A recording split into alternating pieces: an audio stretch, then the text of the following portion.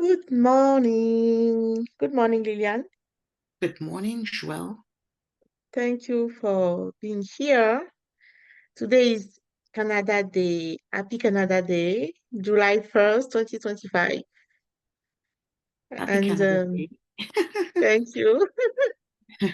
Uh, we are so thankful to have the opportunity to share these lands and territories with all the other communities, and that makes us the amazing diversity and like the amazing, complex, and at the same time diverse, and at the same time uh, knowledgeable community living here in Canada, and that's excellent. That's perfect.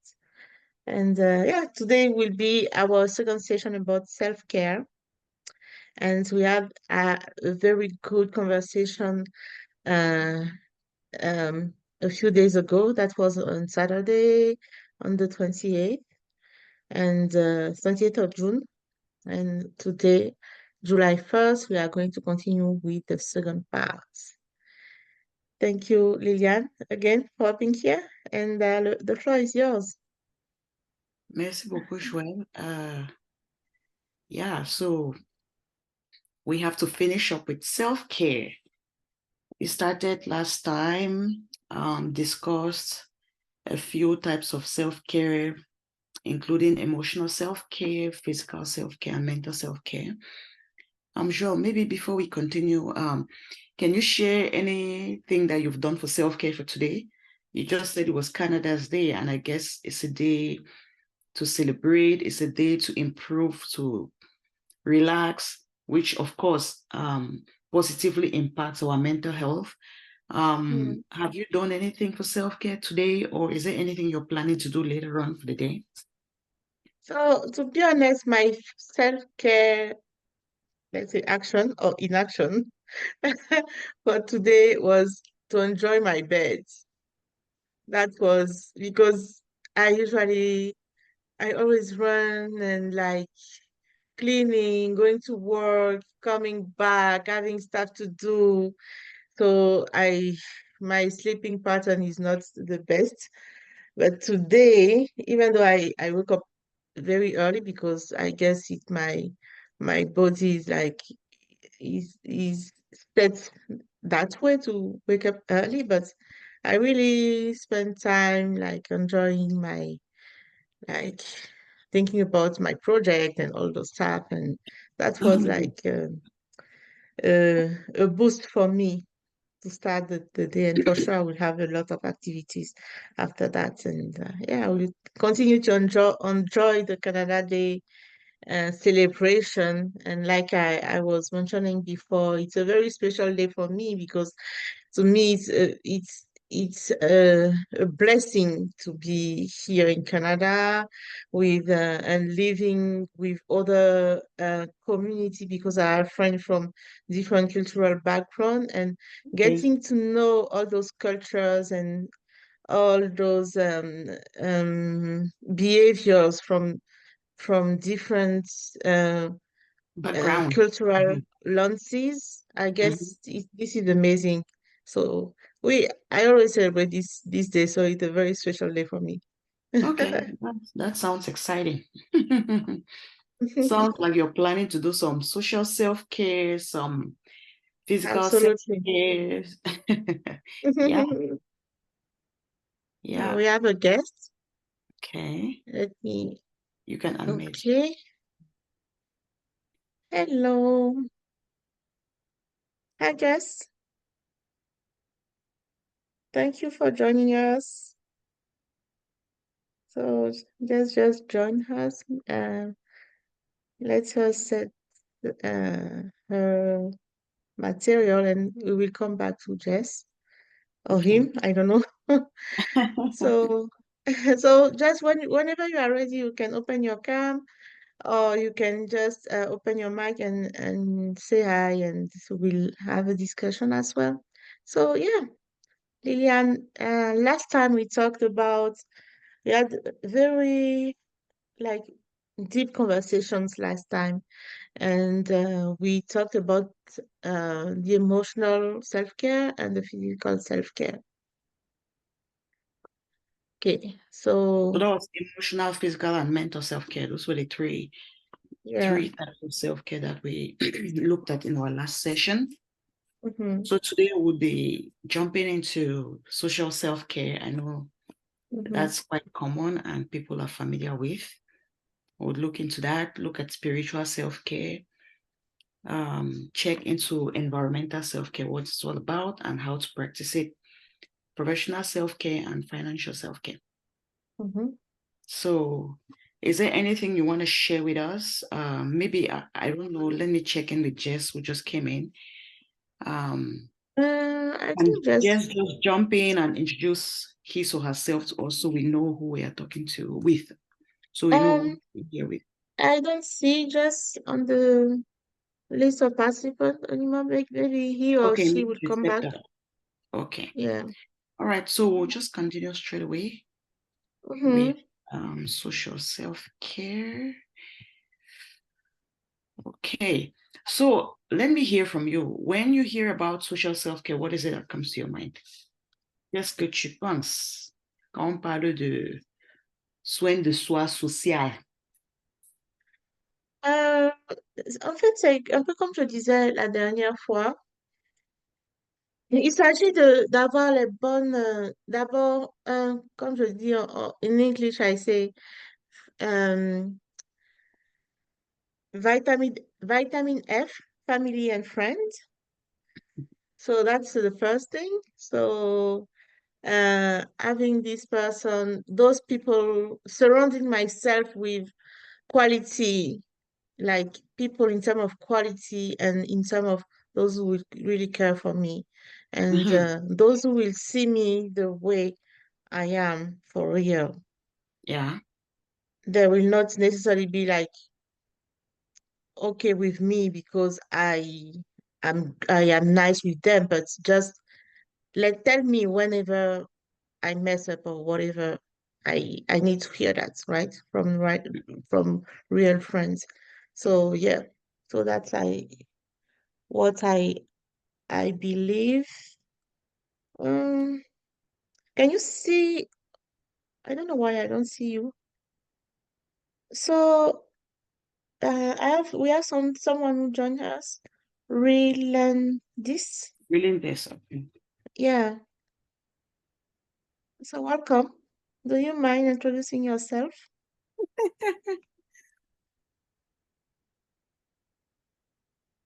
Relearn this.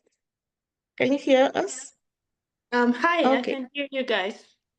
Okay, perfect. So do you mind introducing yourself?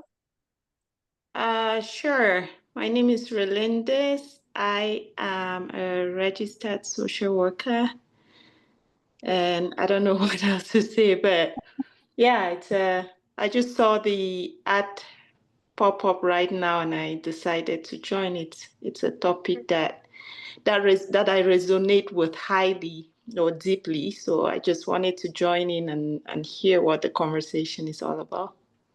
Mhm. Excellent. Thank you for being with us. And so I'm Joelle, and the specialist here. So I'm the emergency line coordinator at reconnect, and Lilian is our therapist here. So she's a specialist providing the lecture today about the Okay. topic. Yeah, Yeah. so thank you for having us. And the conversation is bilingual, so sometimes we switch in English. No, sorry, in French during the conversation. So I don't know if you are francophone, but bear with us if you are not francophone. Speak both. So, I speak both, so it's fine. wow, perfect. Excellent.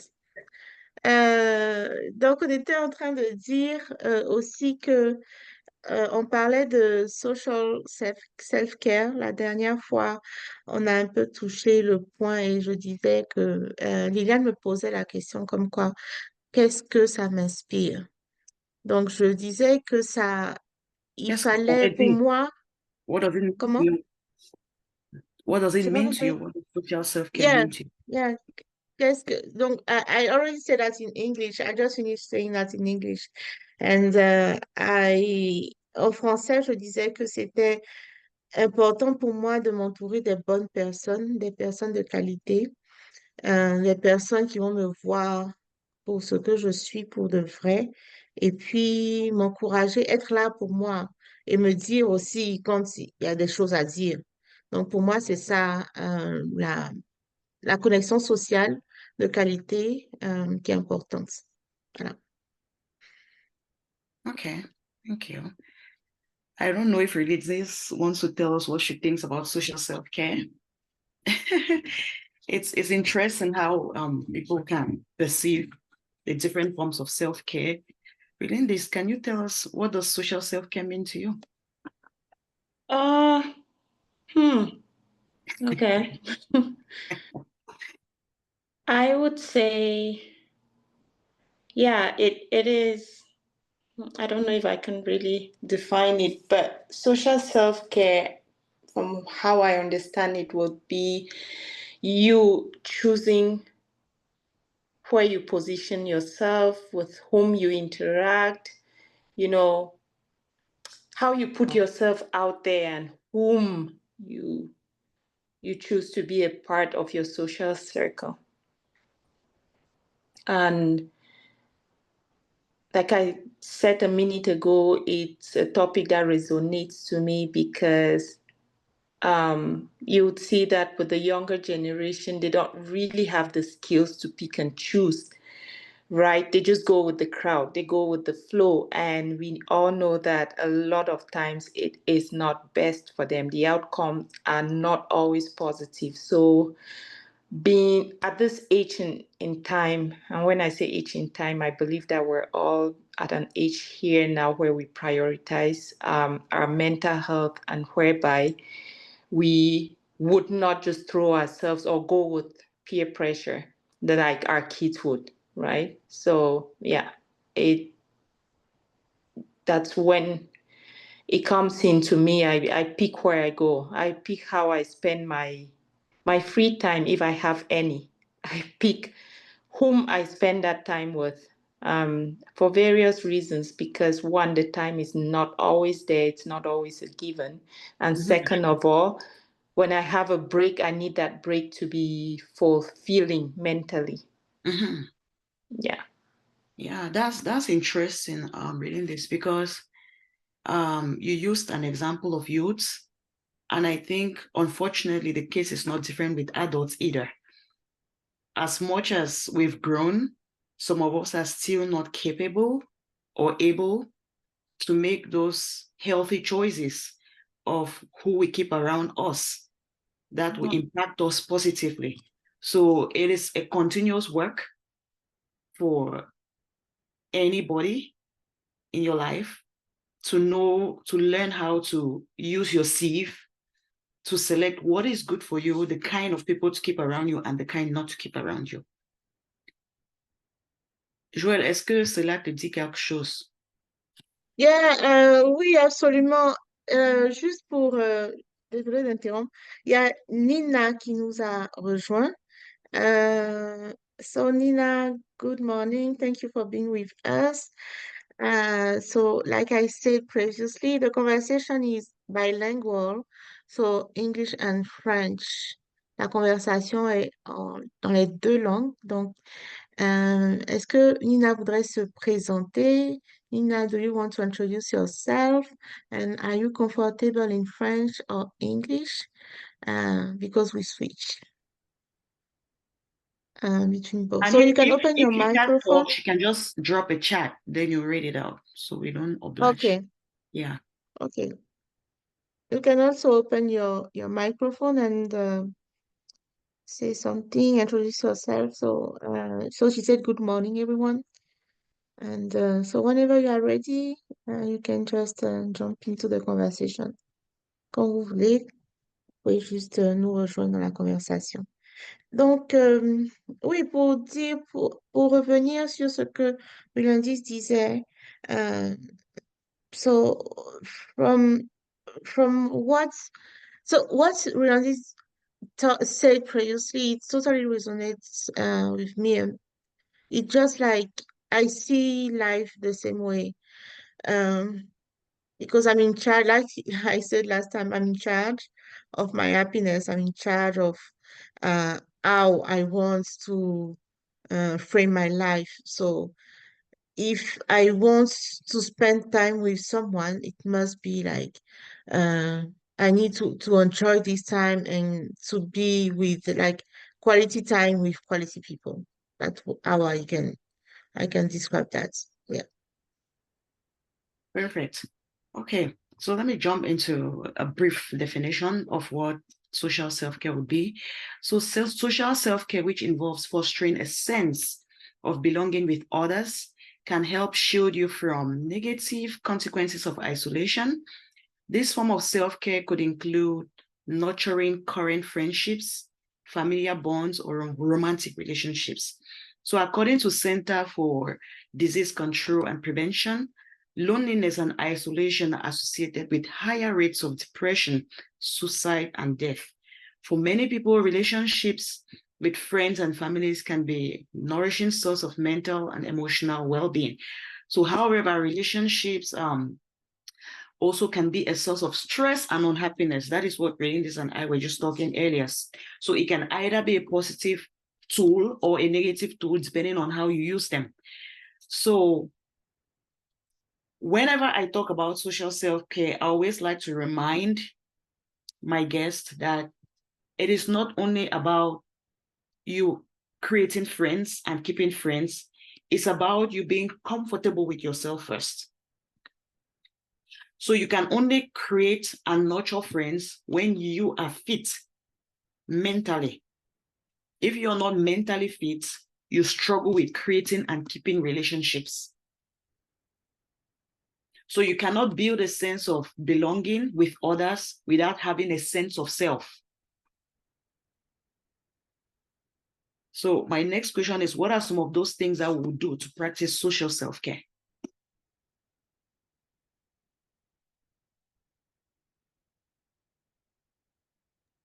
Can I? Go for it. Yeah. So I think practicing like self-reflection will be a good start because it took me sometimes to reach this level to acknowledge that on a regular basis, I have like to self-reflect of my behaviors, the way I react, and you know, and try to adjust accordingly. Because sometimes, because considering some circumstances, we can have like some behaviors that are not really necessarily great, and that could affect our relationships, right? Mm-hmm. And we shouldn't put the blame on someone else every single time. We should acknowledge ourselves if and there is something that we need to address and do that, right? So, yeah. En français, je dirais que il faut, je sais pas le terme en self-reflection en français, mais se remettre en question, en fait. Oui. Savoir se remettre en question et savoir analyser un peu ses comportements de manière régulière, revenir un peu en arrière et puis se dire, oh, cette fois-ci, j'ai pas bien agi, il faut que je puisse m'ajuster différemment, changer un peu. Et puis aussi, quand il faut s'excuser, il faut s'excuser. C'est pas, faut pas toujours mettre la faute sur l'autre et puis dire que non, c'est toujours moi qui ai raison. Quand il faut s'excuser et puis on part, on part, on avance, quoi. Voilà. C'est ce que Yeah, je sure. So pense. when you talk about self-reflection, I just think about you looking at yourself in front of the mirror and being honest with yourself. If your hair is messy, you should be able to tell yourself, hey, I need a hair checkup here. I need to redo my hair. So if you're unable to tell yourself the truth, then it will be difficult for you to relate with others. And if you're unable to relate with others, then you're not making use of those opportunities that you have to connect socially. When you go out in the community, instead of you bonding, you're creating more problems for yourself. Then we come back to a place where we begin to see that our friendships are a source of problems rather than creating harmony and a sense of belonging to us.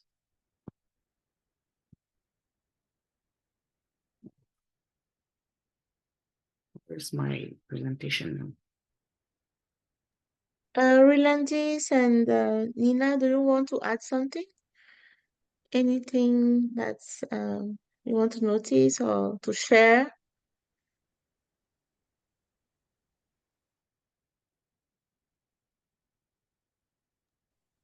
I don't think I have anything to add to what you guys just said. I totally agree that, like Lillian said, charity begins at home, right?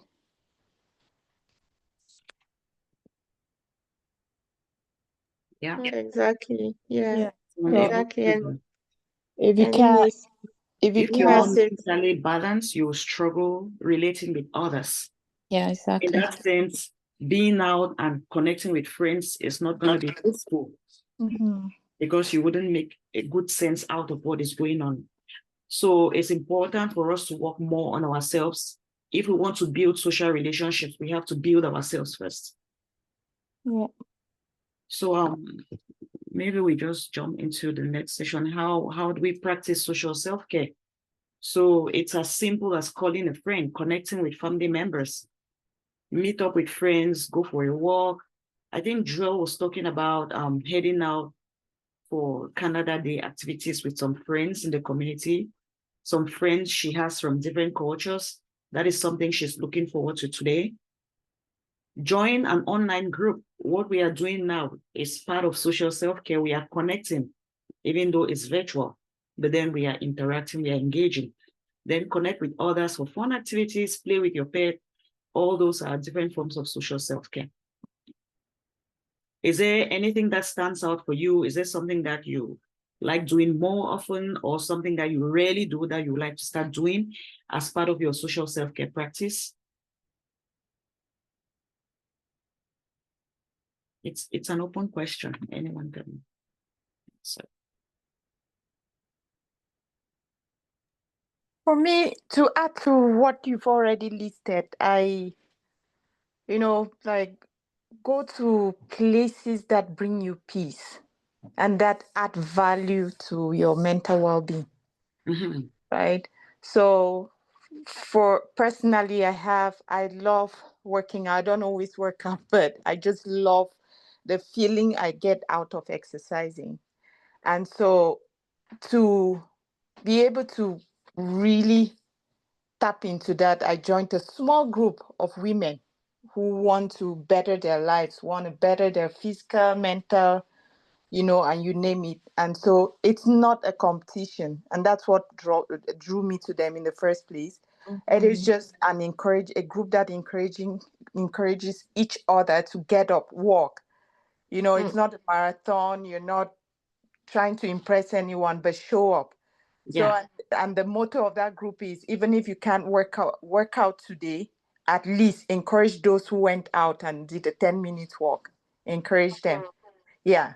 So I find that very fulfilling. So, and then it to a point where if I haven't gone out in 3 days, I start feeling like, oh my gosh, I need to get up from this couch.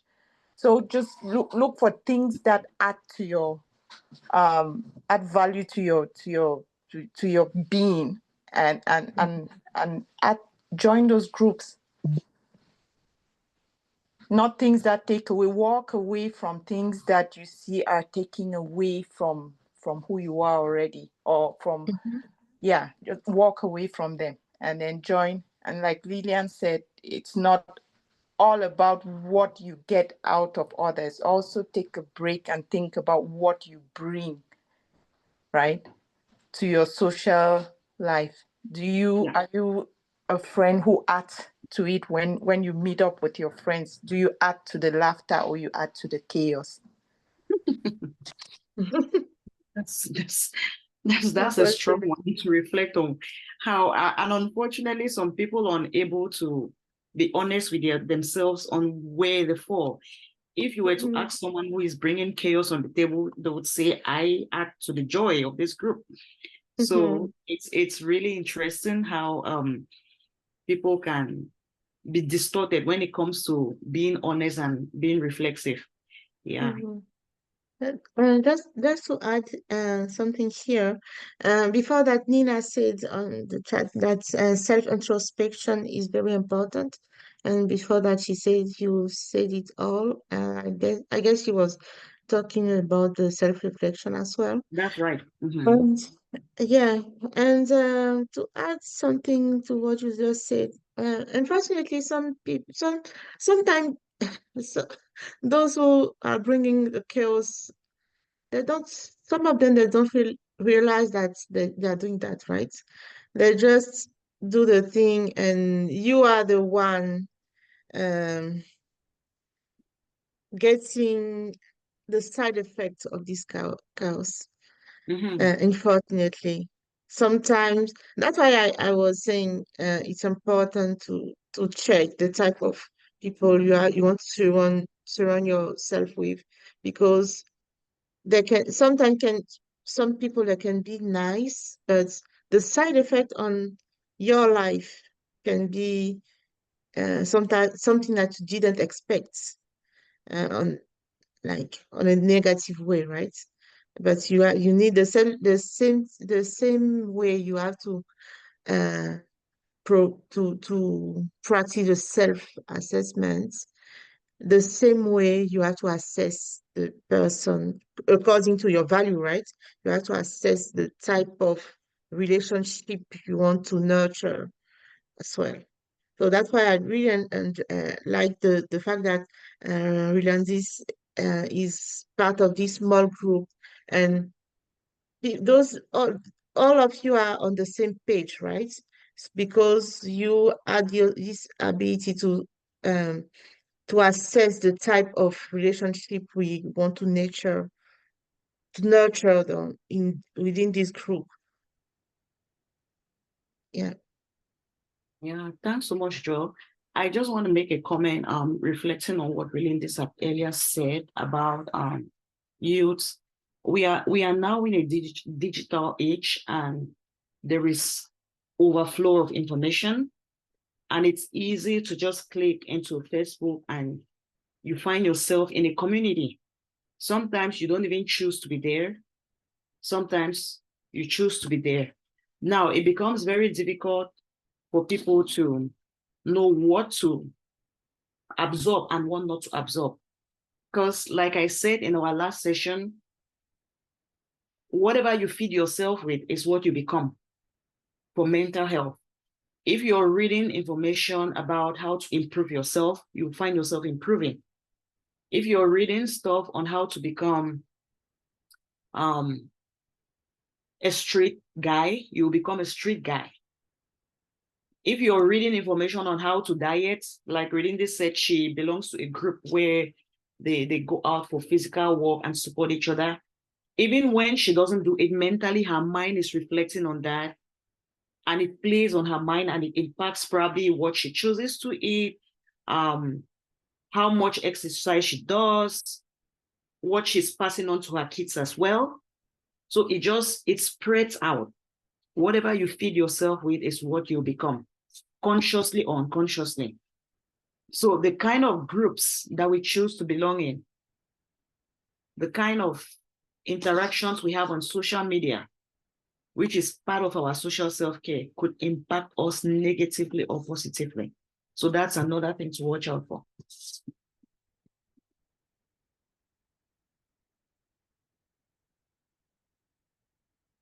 Yeah, and last time you referred to the horror movies, and your friends who spend his times watching those type of movies, and yeah, definitely Yeah, horror it movies. you yeah, it will bring the person to see to see the reality of life through a different lens, right? Yeah. And it will be like part of the decision-making process. It will be part of the way the person entertain the relationships, the way the person is working even, because it will just like um how can I put that nicely?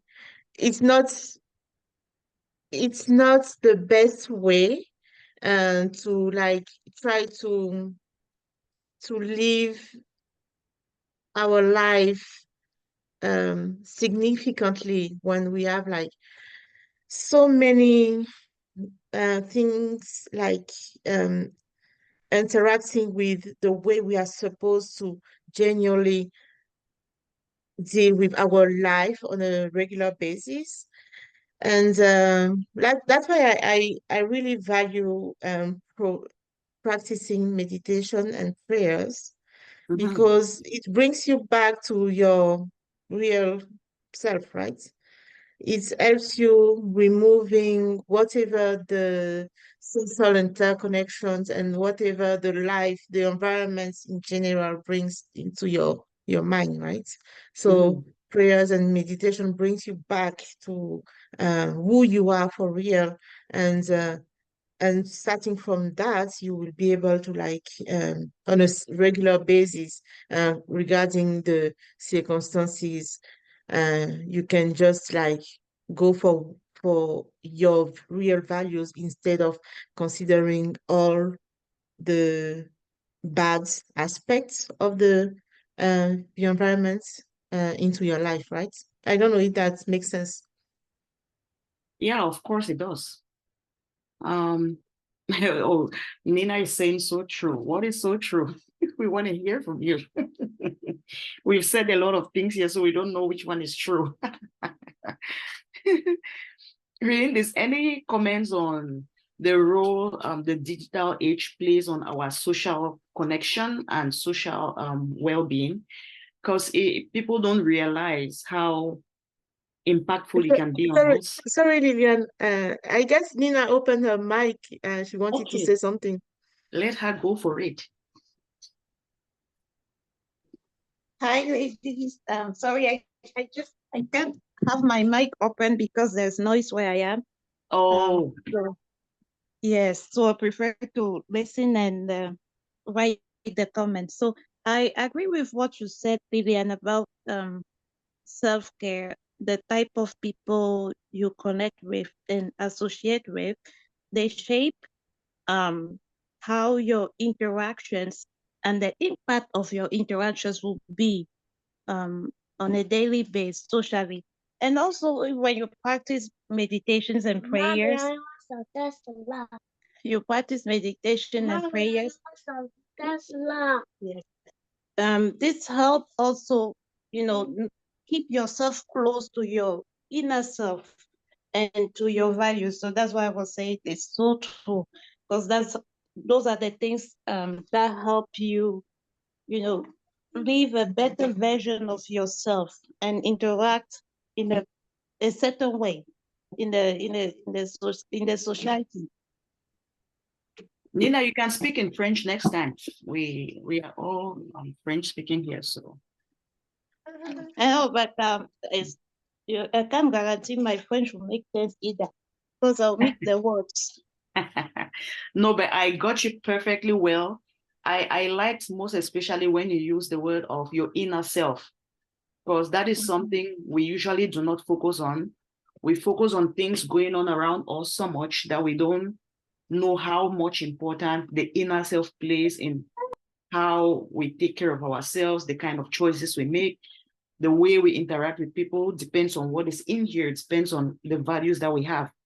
So it's important for us to always take time to reflect on, hey, who am I? What do I want? How is this group going to benefit me? Is it really important for me to be part of this group? Is it going to be positive or negative to me? Am I doing a lot? Am I taking? Am I connected to more than I can, the capacity that I can take? Is this really important? Just doing that self-reflection and putting ourselves just in the right settings can go a long way to improve our mental health. Sometimes we are just overstressed because we belong to so many groups and we have many commitments to meet up with. I think religious can relate with this. It begins to pull you in all directions, not just mentally, but financially. So it's important for us to really, really work on this aspect of our lives because it naturally spills over into other parts of our lives as well. If your social life is struggling, if you don't have sufficient friends, it's a problem. If you have too many friends, it's a problem on its own. So the question is, how do we set a balance? And that still goes back to knowing mastery of self. I am the only one who can tell how much I can take. Mm-hmm. That is not something that a doctor can prescribe to you, that no, you can belong only to 2 groups in the community and that is it. No. So we have to search ourselves. We have to do an inner work and know what we can tolerate and what we cannot tolerate. And then the question is, how do you even know that you're struggling too? That's another question people have to learn to answer. How do you know you're struggling? I'll just throw that question back to you guys because that's part of our social self-care. If you can't tell that I'm struggling at this point, then you're not doing proper social self-care. How do you know that you've taken more than you can consume or more than you can take? Let's hear from you, Joshua.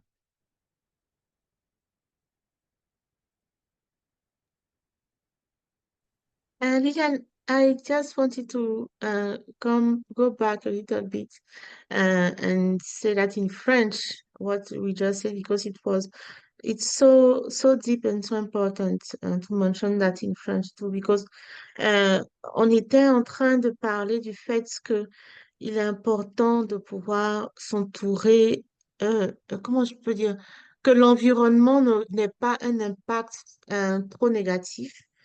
Tout ce qu'on collecte de l'environnement extérieur, que ça n'ait pas un impact trop négatif sur notre vie. Et l'importance également de pouvoir, de inner self-concept, comment je peux dire ça? Le, la valeur intérieure et, et se rapprocher le plus de cette valeur intérieure-là en pratiquant la méditation, la prière également. Et puis, comme Liliane le disait, faire cette introspection-là, en fait, pour pouvoir identifier nos limites, pouvoir identifier à quel moment est-ce que ça va, à quel moment est-ce que ça ne va pas également. Et c'est tout ça qui dicte un peu notre réaction sur le plan social, en fait. Je ne sais pas si j'ai résumé correctement tout ce qu'on a dit, mais en tout cas, je voulais comme noter ce point-là en français avant qu'on ne continue. Merci. Yeah, just a quick check-in, like how would you know that you're struggling? How would you know that you've taken more than your capacity can handle?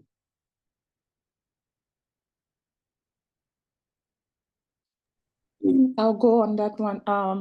Personally, if my sleep, right? If my sleep pattern changes, I know something is wrong. When I'm stressed, the first sign is I start struggling with my sleep. Either I sleep for an hour or two and I wake up and my mind is wandering all over the place. So that boils back to what you just asked. How do you know? When I've taken on too much, I can't sleep because I'm trying to figure out how I'm going to make this weekend work. For example, I've said yes to 4 invitations, and then I'm trying to figure out which one I will show my face for how long, and then navigate to the second one. How am I going to please those 4 families that have accepted their invitations? And then at the end of the day, like you said, Lillian, when you come back to and check in with your inner self, is this adding or taking away from your peace? And that used to be me a couple of years ago. I would drive from point A, attend an event, and I won't even be able to relax during that event because I'm constantly checking my time. And then people at the other event are already checking, are you coming? Where are you? Are you coming? Are you on your way? I'm stressed.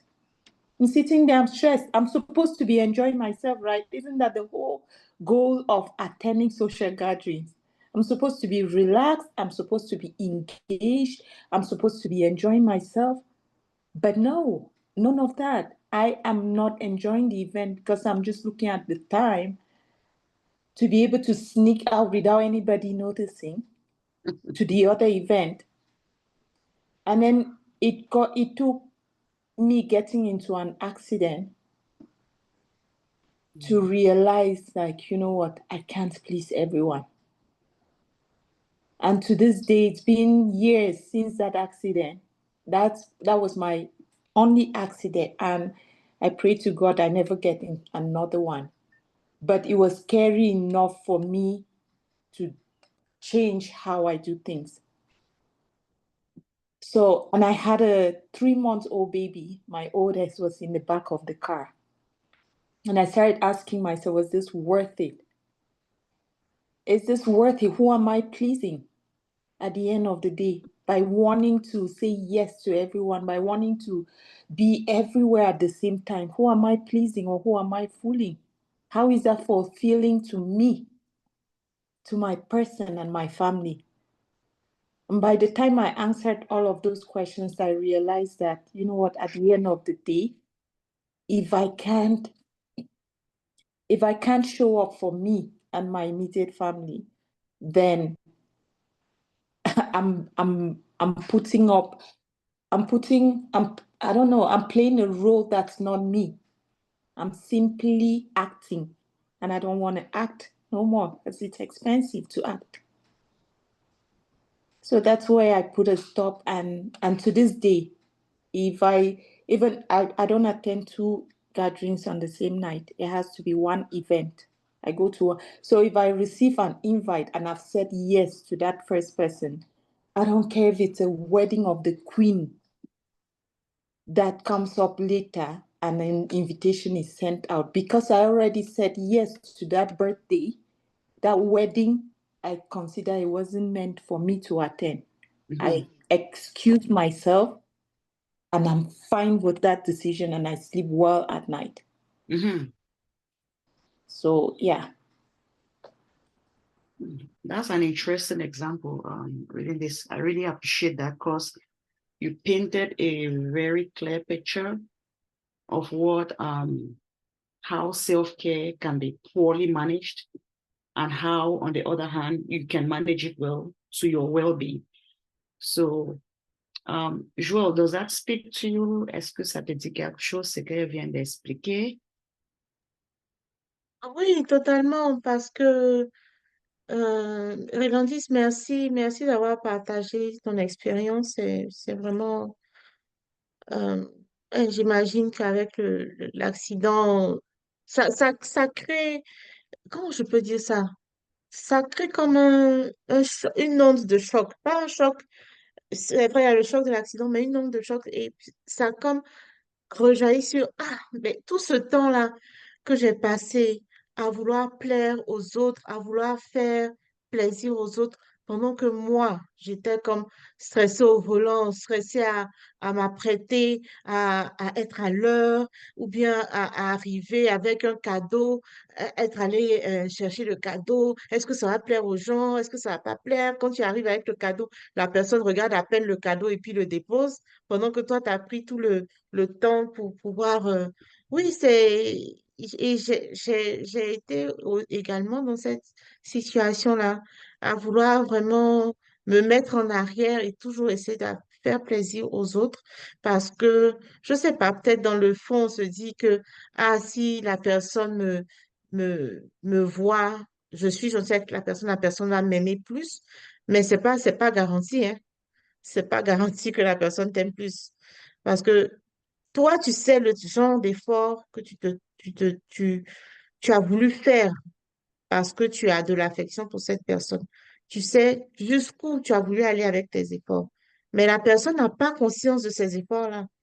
La personne en face n'a pas conscience que toi, tu es allé aussi loin dans, dans ton effort que tu as produit. Mais la personne voit ça comme, OK, tu as posé un acte, oh, c'est bien gentil, mais la personne n'a pas capacité d'apprécier ton effort tel que toi, tu l'as mis.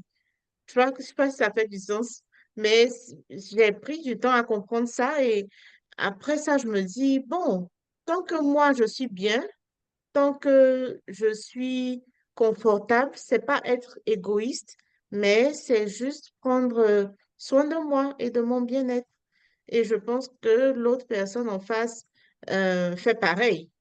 C'est moi qui me plie en quatre, comme on dit, pour que la personne puisse m'apprécier, mais c'est pas forcément bien reconnu. Donc, pour le mettre en anglais de manière assez courte, so I used to have like the way Rolandis was explaining experience.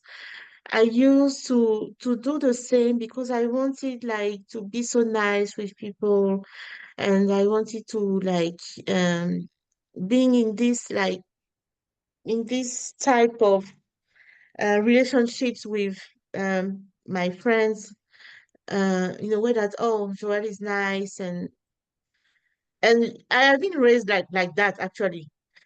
Like the last born, always doing what is as he has to do, and Mhm. always acting nicely, working very well at school, being like, you have to be just on the positive side. But at one time I realized that I need to just do whatever please me, whatever helps me to feel good, and whatever helped me to be the best version of myself. And Mhm. like I said, sometimes you provide so much effort to do stuff, to show up on time for something that's you just think that this person will appreciate your effort, or you will let people be at your place if they need that for a certain amount of time, because you say you think that you are doing the right thing, but you are putting so much effort doing that, but at the end of the day, the person is not appreciating this effort the way you put this, you put yourself behind and put so much effort. The person in front of you will not appreciate that. It's like you are doing like extra, like out of 10, you are doing maybe 12 or 15, but the person is seeing your action like 5. And that's it's so frustrating at the end of the day. And yeah, that's what I realized, and it was even recently. So I was like, no, I'm not doing that anymore. I don't have the strength for that anymore. Yeah. Thanks so much, Will. I mean, when I listen to your discourse and what Redindis has said, it just got me wondering. I was asking myself this question: is it cultural that us Africans struggle with setting boundaries, especially when it comes to social interactions? Is it typical of us people being people pleasing? I was just thinking aloud. I don't know. I just said I should throw the question out here.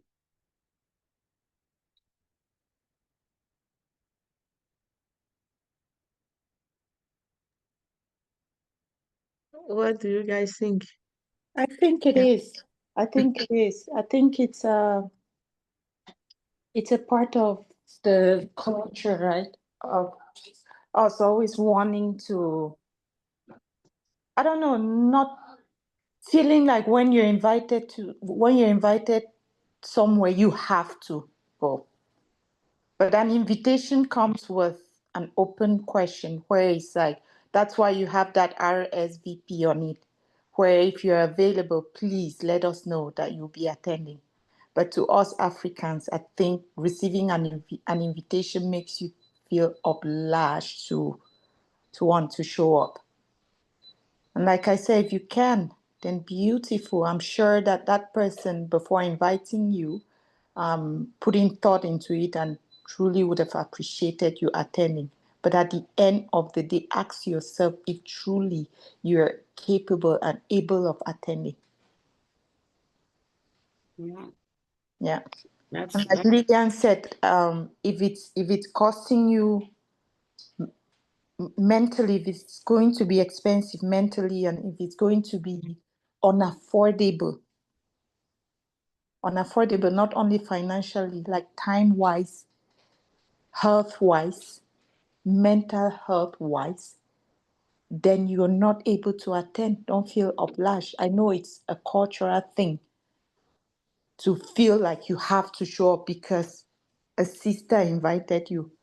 But I'm also sure that if you don't show up and you reach out to that sister to say, hey, sis, I received the invitation, but it's unfortunate we're not able to, or we're not in town, or we're just, you don't need to explain, because sometimes it's that need of wanting to explain that makes people feel like, oh, that they won't believe the explanation behind, let me just show up.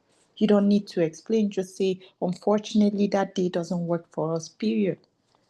I couldn't make it. Yeah. Yeah. Joel, any thoughts on that? Yeah, I just could tell that when you guys spoke, I said, no, I think this is very a common problem in our community. And it's good that we have this open conversation and kind of find ways to address the concern. Because if you're imagine, I just thought of an immigrant who just came in and probably they haven't even had a job, struggling to stabilize, then they have to meet up with all these demands in the community. That's overstretching them. That can be quite overwhelming for them, both financially, mentally, and socially. They're unable, they can't meet up with all of these demands. So how do we support this set of people, for instance, especially the immigrants, to, hey, I cannot make it, to set those boundaries and say, hey, I really love to be there, but I am unable to make it. Yeah, I've seen people go out of their way, like get money where they like get into debt to want to attend or show up for an event, Mhm. right?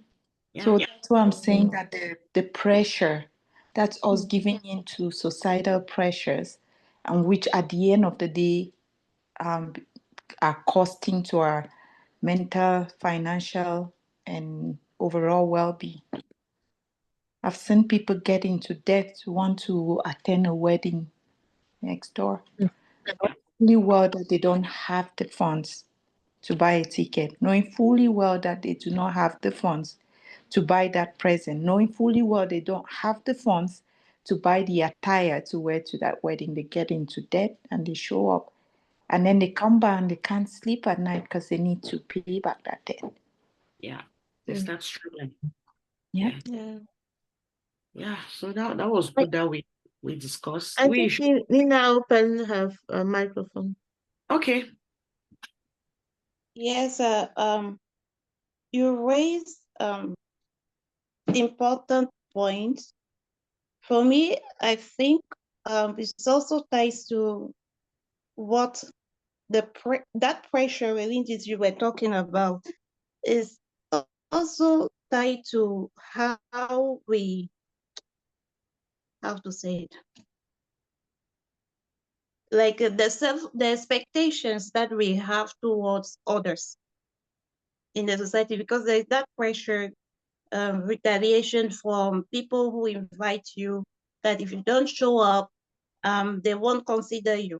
Next time they won't invite you for sure, because they won't put themselves in your spot and think, oh, maybe something came up with this person, or they will have other ideas, but they will not come close to you and say, hey, is everything okay? So you feel pressured to go to and accept those high expectations that your social circle have put in place for you, but you don't have to do that. It starts by recognizing that no, it's beyond what I can accept. I'm not able to deliver. But everybody is not capable of doing that. And saying, no, this time I can't make it. I'm sorry. But it takes courage to build that strength, that resilience, and to be able to say it loudly, and to be able to accept the consequences as well, because you know that later on you'll be the sort of outcast. People will not invite you again. So that's what I wanted to say. Yeah, I really like the concepts that you brought out, Nina, about community expectations on one hand and personal expectations. Yeah. So it is very important for us to know what the community expects from us and know what we expect for ourselves as well, vis-a-vis two on one side, then on both sides, and then you figure out what you can meet up with and what you cannot meet up with. This is what the community expects from me. I must not do it. This is what I can do. This is what I'm capable of doing. This is what I'm able to do. Then you do just what you can do and you sit on your corner. Because when you overstretch yourself and try to meet up with societal expectations, that is when you begin to struggle. That is when you begin to find yourself struggling with debts or mentally, or either keeping friends that you're not supposed to be keeping around you just because you want to meet up with those expectations in the community. Then you find yourself struggling all the time. And you can't tell why, but they are just choices you're making. Can I jump in here? I really like this portion of the conversation. I will tell in French.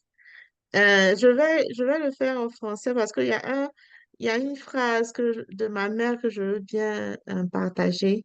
C'est, en fait, parlant donc je vais essayer de résumer un peu ce qu'on vient de dire.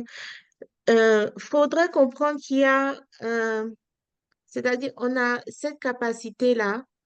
Oui, on réalise qu'on ne peut pas tout faire. On réalise que on doit se mettre maintenant dans cette dynamique de comprendre que il y a, ok, on m'invite à plusieurs événements. J'accepte le premier. Le reste, si je peux pas le faire, je peux pas le faire. Il n'y a pas à culpabiliser pour ça. Je vais juste avec avec quoi je suis confortable, euh, qui me met à l'aise, si on peut le dire comme ça. En même temps, ce que Nina aussi a relevé, donc ça c'est un peu ce que Rolandis disait. Et ce que Nina a relevé également, c'est que il y a comment je peux dire expectation? Il y a ce à quoi la société, la communauté s'attend, et puis La ce communauté, oui. que nous, voilà, ce que nous on est capable de faire. Donc, il y a ces deux éléments-là qui se confrontent un peu. Et si la personne t'invite, parce que comme Roland disait, la personne t'invite, elle a mis de l'effort et puis à pouvoir t'inviter et elle espère te voir et décliner l'offre. C'est un peu dans la continuité de ce que Nina disait, c'est un peu, la personne va plus chercher à t'inviter en fait euh, dans le futur pour la personne pour laquelle tu as décliné l'offre. Et tout ça, ça fait partie de ce à quoi la communauté, la société, ce que la communauté attend de toi, en fait, en tant que membre de famille, membre de communauté. Et en même temps, ça m'a fait penser à ce que ma mère avait l'habitude de dire. euh, parce que c'est un peu des saisons très souvent de funérailles aussi, comme les samedis matins, il faut aller faire les fonctions pour les funérailles et tout ça. Donc, il y a beaucoup, samedi matin, bon, ça commence, disons même le jeudi, il y avait, comme on dit chez nous, les levées de corps, c'est-à-dire aller prendre la personne pour commencer le processus des funérailles jusqu'à l'enterrement. Donc, commencer très tôt le matin pour aller. Et très souvent, peut passer plusieurs jours à aller participer à ces événements-là. Et le père de mon fils disait, ce sont des événements sociaux.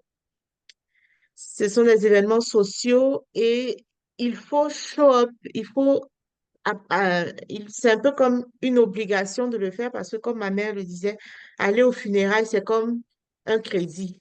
Quand tu vas aux funérailles d'une personne que tu as connue ou d'un membre de famille de la personne que tu as connue, quand le malheur t'arrivera à toi, ces personnes pour lesquelles tu es allé au funérailles viendront aussi te soutenir. Donc, c'est comme prendre un crédit et payer un crédit que d'aller aux funérailles. Et ça reste un événement social. Donc, c'est un peu comme ça aussi que dépendamment des pays et des cultures, on voit aussi la chose. Moi, en tout cas, du pays d'où je viens, qui est la Côte d'Ivoire, c'est un peu ça. Donc, voilà, on y est, même si ça te coûte comme la fatigue et tout ça, mais c'est un peu dans cette dynamique aussi que les gens se mettent pour pouvoir essayer de participer à tous ces événements-là, en fait. Et pareil aussi pour les événements heureux, hein. Donc, c'est un peu, voilà, dans cette dynamique de réciprocité communautaire que beaucoup d'actions sont posées ou pas également. Yeah, I like the example you just gave, Shwell, because it speaks back to our African culture that if your neighbor is struggling, if your neighbor has problems, then you have to be there. So that tomorrow, if you're crying, your neighbor will come to your aid. So that doesn't give us the choice, like we have been discussing, to say no, I'm unable to do it, or I'm sick, I can't make it this time. But we are not, by this conversation, saying that it is not right to meet up with those our cultural norms. We are just encouraging people to try to set a balance, to know when not to overstretch and to know when to stop. But we are not saying that community expectations, mixing up with community expectations is wrong. No. Donc, c'est juste pour dire que essayons de faire ce qu'on peut faire au niveau personnel et au niveau de notre vie communautaire, parce que en tant que nous sommes des êtres humains, nous faisons partie d'une communauté. Et étant dans une communauté, nous avons des besoins communautaires et les besoins personnels. Mais savoir comment gérer tous ces besoins pour ne pas trop se stresser, c'est ça qu'on est en train de dire ici. Oui. And Oui, Lillian, tout if I can add to what Joe just said, I think there are two different things. As an African, attending a funeral is almost like an obligation. And even the Bible states that reminds us that it is better to attend a funeral than to attend a party. Mm-hmm. Right? So there are two different things. If my sister, or even let's just say an African sister or brother, has a sad event, I feel more obliged to show up and give them my shoulder. Mm-hmm. I feel obliged to attend a birthday party of that same person. I don't know if we see the difference. Yeah. Yeah, absolutely. Yeah. And I totally agree with you. Yeah, Totally. so if I hear, for example, that an African brother has a sad event, they have lost somebody close, I feel the obligation as an African, given the culture, and as a Christian, given the Christian culture as well, to drop everything, run to that brother or sister and offer them my shoulder so they can cry on. But if that same person has a happy event, a baptism, a birthday party, and sends me an invitation, trust me, I don't feel an obligation to respond to honor that invitation. I will respond nonetheless. I will respond and let them know if it's something I can attend or cannot attend. But if I hear it's a sad event, I don't there's nothing holding me back. I will drop everything else that I had going on and run to support. So there are two different things, and I think, yeah, that was just to add to what you were saying, Lillian. Yeah. Yeah. So yeah, we would pick and choose what we're capable of managing. But when it comes to sad events, we are called to offer our support to one another, which are two different things. And I think if we look at it that way, we'll be able to manage that and to tap into our inner selves and see what we can pick and choose and what's obligatory to attend. Yeah. Yeah, that totally makes sense. And it brings us back to the skill that we are trying to build here to learn how to prioritize. So what are we prioritizing? You've just said it. We prioritize when we have someone in a difficult situation and we need to stand and support that person. So that's just exactly why we are having this conversation, to know what to prioritize and what to keep at the back of the bench so that we are not overworking. Because imagine that you had an invitation for a funeral, or not invitation, there is a funeral in town. It calls for your attendance or for your support. Then you have a wedding and a birthday party. So you have to make some choices here. And then if this is a principle that you're using to make your choice, then that makes it quite simple for you. But if a certain friend would say, I would rather choose to go for my close friend's birthday party than to go for that funeral because I'm not quite close to those people, that is still another way of prioritizing, right? So it's fluid. There is no right and wrong answer. It's just about what works for you as an individual. I don't know if that makes sense. Yeah, absolutely, absolutely. And oui, donc pour revenir un peu à ce que je disais, je notais juste ce point-là que par rapport à nos considérations et nos conceptions à l'africaine, mais totalement, je suis totalement pour le fait de, on fait seulement ce qu'on est capable de faire. Et je vais me permettre de partager quelque chose de personnel. Il y a quelque temps, j'ai vécu vraiment un moment très, très, très difficile parce que j'avais une anémie sévère qui faisait que j'étais extrêmement fatiguée, même si je devais me lever pour aller au travail et tout, au point que il fallait que j'aille à travers des infusions de fer parce que les traitements ordinaires ne passaient pas. Et sans l'infusion de fer, à tous les 2 mois, j'étais à un niveau de fatigue que vous ne pouvez pas imaginer. Et c'est là que je me suis rendu compte, je fais juste, même mettre un pas après l'autre, c'était d'une complexité vraiment. Et donc, je me suis rendu compte que il faut faire un choix sur en fonction de tes capacités. Si je peux pas, si mon énergie d'aujourd'hui me permet d'aller à cet événement-là qui sera peut-être à 10 kilomètres de chez moi, où je sais que quelqu'un viendra me chercher, je vais m'asseoir tranquillement, aller à l'événement, participer à cet événement-là pendant 1 heure et rentrer, c'est ce que je vais faire comparé à un événement avec toutes les personnes que j'aime et tout ça, mais qui est juste à côté, mais qui va me demander tellement d'énergie parce que quand je vais y aller, il y aura du monde que j'aime et tout le monde va vouloir mais mon énergie du moment ne me permet pas de partager autant d'énergie avec toutes les personnes que j'aime. Et j'ai juste connu le fait que il faut faire des choix sur ce que tu es capable de faire. Et bon, Dieu merci, ça s'est résorbé avec une intervention intéressante. Mais je veux dire que c'était un moment où ça m'a permis justement de réaliser ça. Il faut faire un choix.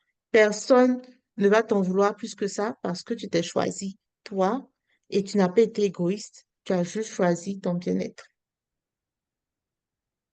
Yeah. Donc, je voulais juste partager ça. Yeah, so we've had an extensive conversation about social self-care. I didn't know that we could just book just a session just for social self-care. Je ne voyais pas ça comme ça. I didn't see it coming this way. I saw the more we are discussing, the more we have more things to talk about social self-care. So, I mean, those are some of the key pieces we've discussed, and there could still be more to talk about. So maybe let's move to the next form of self-care, which is spiritual self-care. That's an interesting one because everybody is spiritual. That's the first thing. But how people practice spiritual self-care varies from person to person. So my first question would be, what does spiritual self-care mean to you?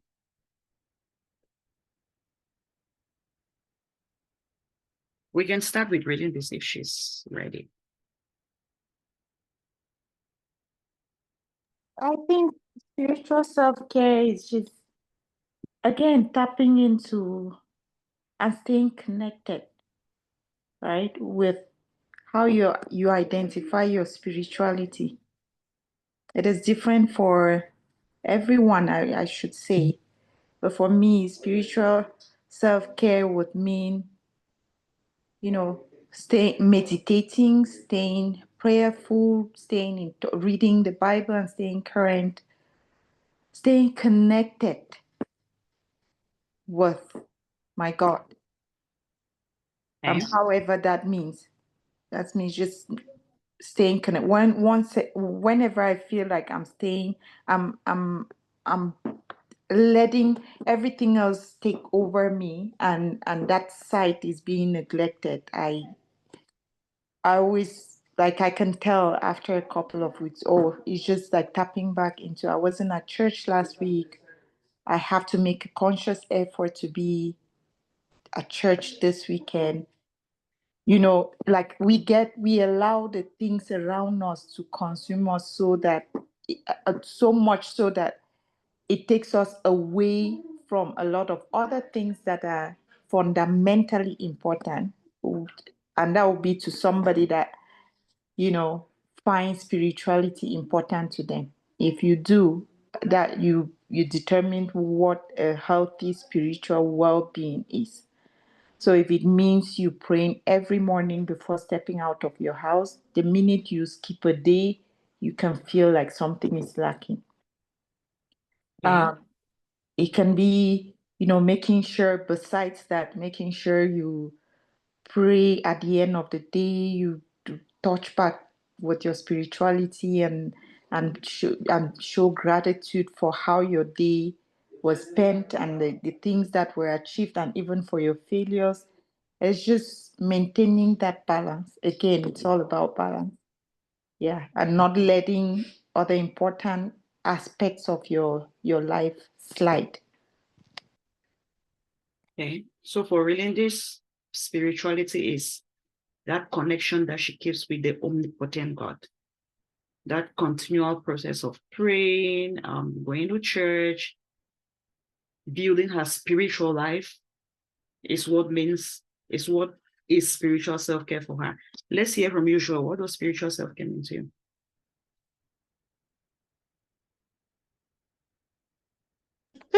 I was just for me, just like yeah, it's the same that Finlandese because I will say that in French. Le plus important pour moi est mon cœur, le cœur à cœur avec Dieu. That's the way I summarize that.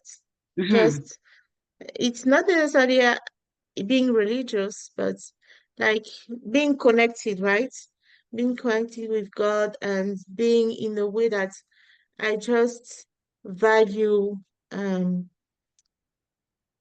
gifts that's like as a human being myself and whatever other people give to me. I'm referring to the love from my family, the love from my friends, the like every single day. It's just like being thankful for what we have, being thankful for who we are, the health that we have because it's not granted. It's not. We shouldn't take it for granted, and it's not guaranteed that you are going to just wake up healthy every single day. So we should be thankful for that, thankful for our social life, for our professional life, because that brings that part of, to me, everything, all that is part of the spiritual life, right? The spiritual well-being. Because when you have like some satisfaction at work from some project you are working on, first of all, you work with like being like religious, you work with sincerity on project and with your colleagues, and the satisfaction that you get is like part of like your well-being, right? That helps you nurturing your life in general. So I believe it's all together under the umbrella of the spirituality, and yeah, that's the way I see that. Okay. Did Nina have anything to add about spiritual self-care?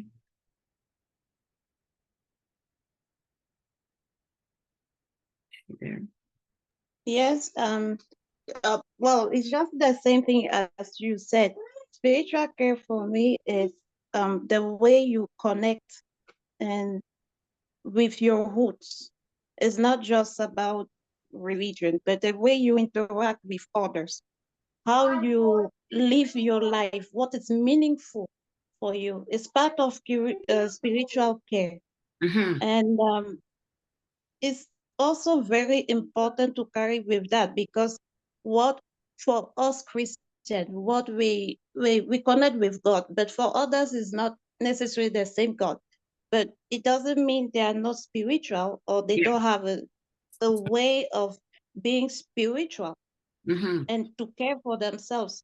So yeah, it's just the way you connect with the divine and how you do it, considering your environment, your community, and your interactions with others. Okay, amazing. So how you connect with your inner self. So it could be religious, it could be connecting to ancestors, it could be connecting to Yes, other things, not necessarily God per se. yes, Because God means God is a different, it has different meaning for different people. meaning, Yeah.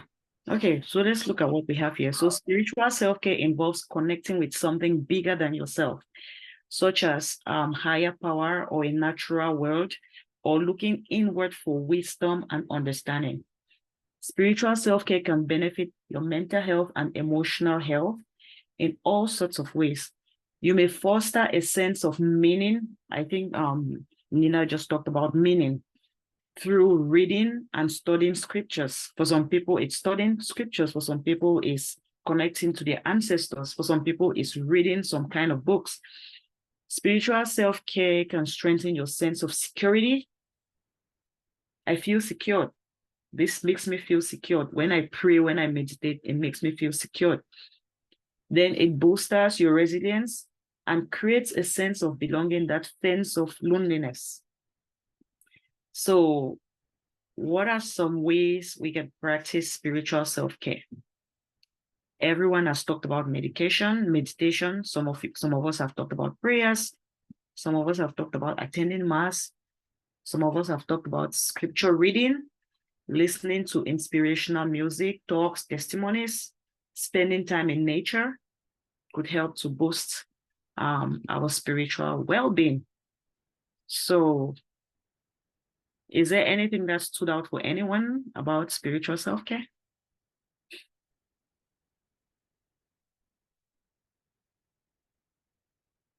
That's it. Okay. Let's jump to the next one of self. So, environmental self-care. What does environmental self-care mean to you? Well, when you hear environmental self-care, what comes to your mind? You put me on the spot, eh? No, Uh, conversation we are having. There's no right or wrong answer. uh, let's do something. I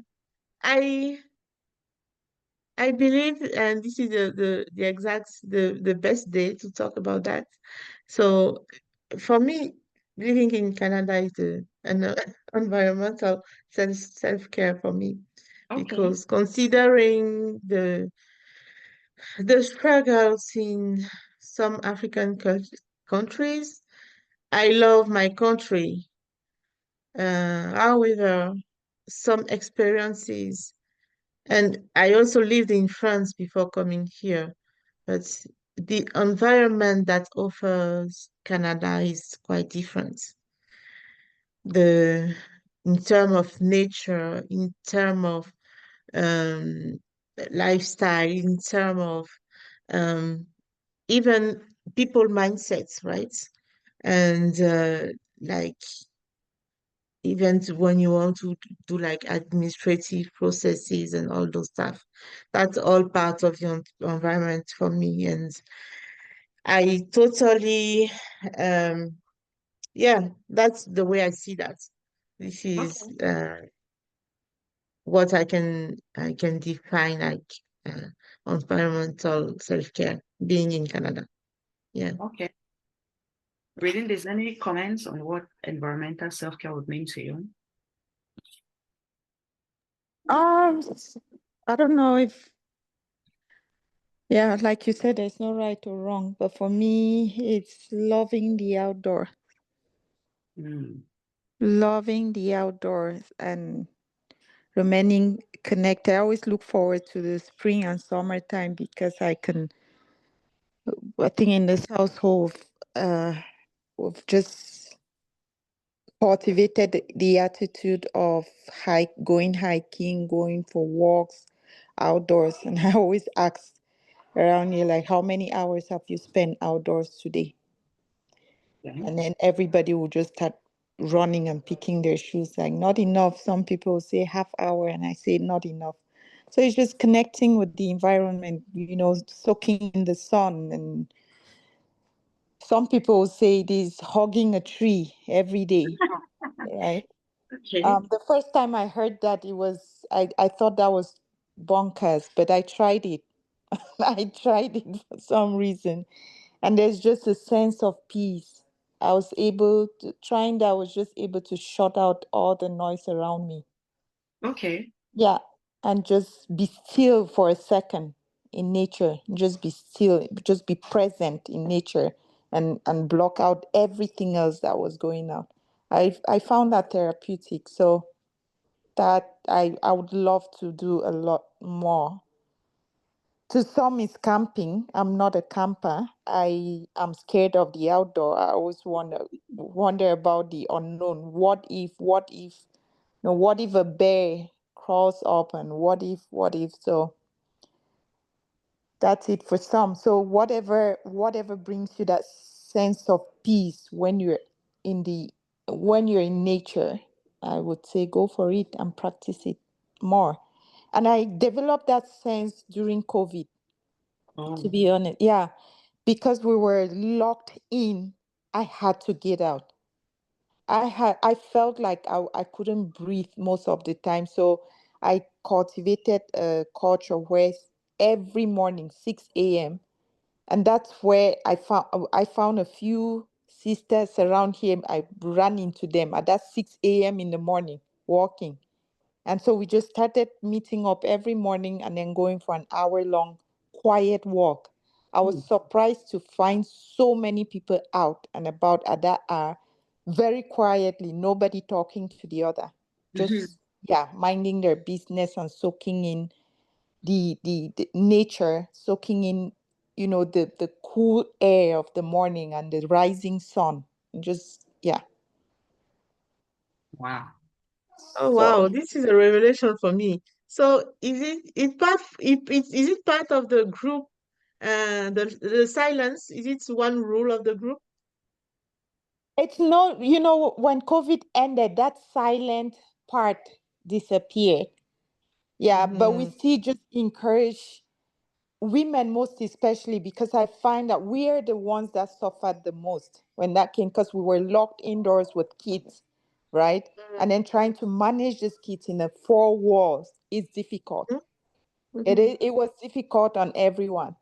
And I found moms breaking down. I found moms going like feeling like they were about to lose it, because we lost that ability to be able to drop kids off at school and then go to work and be separated from them for 8 hours, which is when we always, stay in touch with ourselves, even though we're at work or at different commitments, but we're separated from our little ones, which is our biggest responsibilities. And then we reconnect with them at the end of the day, right?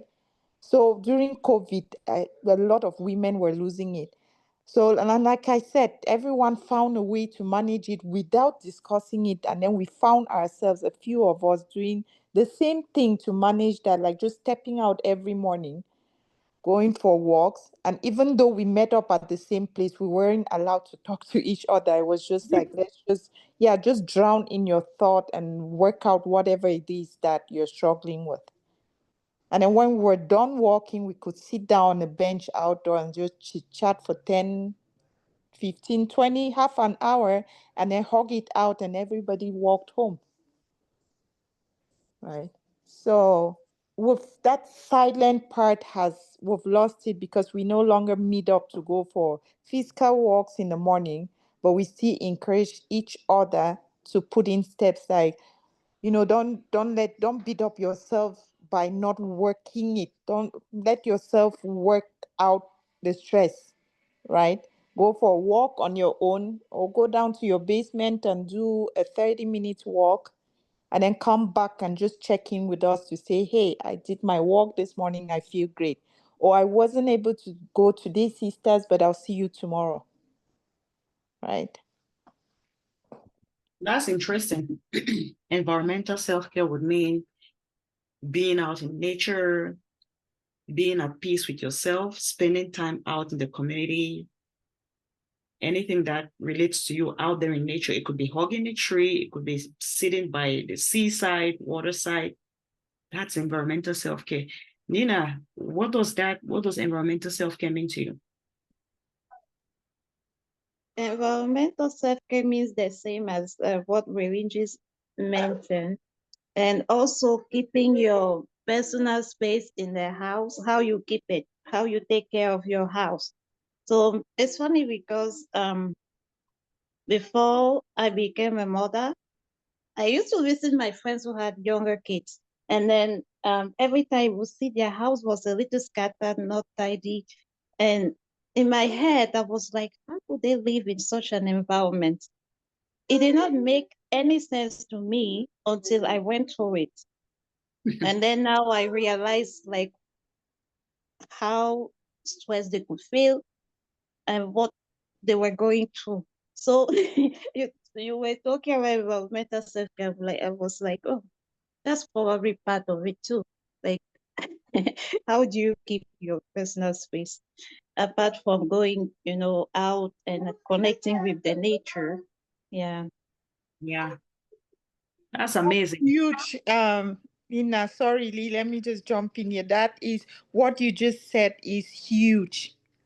I think we all at some point made through those judgments at some sisters at some point in our lives. I remember I talked about this with other friends whereby we had friends who got married really young, like when we were in high school. We had a few friends who got married, and so when we went to university, these friends were already having babies. And so when we would leave university, stop by to visit them, those of us who weren't married would leave that place feeling so judgmental, like how could she just abandon herself? She used to be so fit, now she's put on so much weight. Look at her house, it's so disorganized. How could she live like that? And we carried on that judgment for years until we each got married, had kids, and then it dawned on us, like now we're in those same shoes. None of us were a size 2 anymore, right? We went from being a size 2 to a plus size, and none of us lived in houses with white couches anymore because we had little ones who would eat ketchup and run around and touch the walls, right? And I remember an older friend, I was so stressed out about it at some point. I had an older friend call me and ask Relinda's, what's important to you? Is it having a pristine house, or is it having your mental health and a healthy family? And I said, I would rather have a healthy family. And she said, there you go. When you can clean up after don't live life always wanting to impress others, because what's causing you this breakdown now is because you're stressed about somebody stepping into your house and seeing that chaos. Block that out. At the end of, let your kids be, let them play, let them be kids. When they go to bed at night, if you have it in you to tidy up after them, then do it. If you don't, shower, go to bed, my dear. and start all over tomorrow. And to be honest with you, the day I started practicing what she told me, that chaos was gone. It was gone. Because I let my kids be kids. And then at the end of the day, when they're getting ready for bed, we make it a fun time to clean up, right? I bring them together. We all clean up together. It's not no longer in a stressful way where I'm yelling at them and losing my marbles, right? We do it in a fun time. We clean up that once that day, and then we go to bed and we start all over tomorrow. So that's hugely. I'm really glad you brought that up. That's an interesting comments and discourse that you guys have brought about what is environmental self-care, because for some people it's having a spotless house, right? And for others it's just being healthy and putting your things together, making sure that you're healthy, your kids are healthy. That's all that matters. And just to come back to our discussion, environmental self-care is not necessarily about having a spotless house. Far from that. You could have a spotless house, but you're not still practicing proper environmental self-care. So environmental self-care is all about shaping your surroundings to support your well-being. So the space you spend time in should motivate and energize you and help you to thrive, not to add to your stress or leave you feeling drained. Because sometimes when you walk into your room, you feel like, oh my God, I feel so stressed with the way things are looking. So it's not necessarily about you having a spotless house or you having a very dirty house. If your environment is beginning to make you feel stressed, then you need some environmental self-care. And that your kids have played the entire day and the house is dirty, trust me, whether you like it or not, if you're someone who likes tidying stuff, you would feel stressed at some point. Now, as much as you feel stressed, Relindis equally said it that we have to do some prioritization here. Is it you cleaning the house every 2 minutes, or you letting kids just be kids, then setting out time for cleaning that would be beneficial for yourself and the kids are resting, then you clean just once? What is it that matters most to you? So set your priorities right and set your goals right. Then environmental self-care would involve you being intentional where you work, where you live, and recharge makes a huge difference.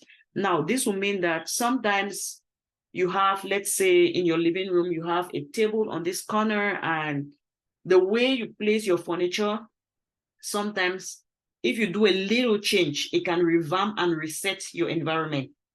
So that will be another form of practicing environmental self-care. Sometimes you say, hey, let me change the position of my bed and change the position of my couch in my room.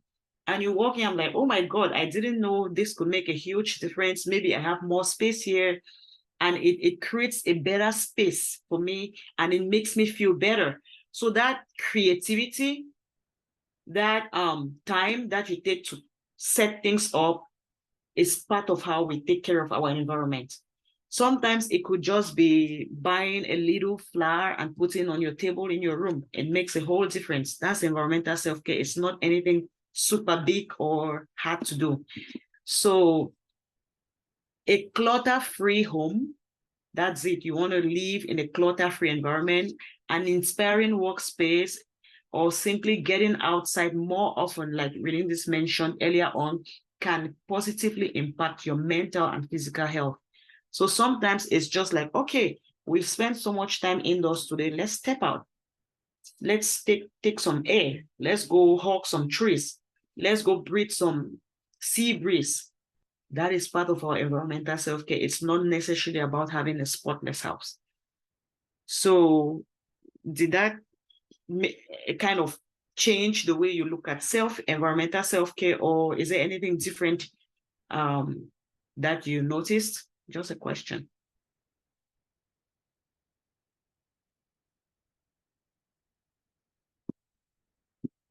Has anyone got any comments to make about what we just discussed? All good. Okay. So some ways to practice environmental self-care will be keep your workspace and home space separate. So that's another thing. Those of us who work from home, it's important to create space for work instead of just putting everything together and then it begins to stress you mentally. So create space for work and create space for your home space.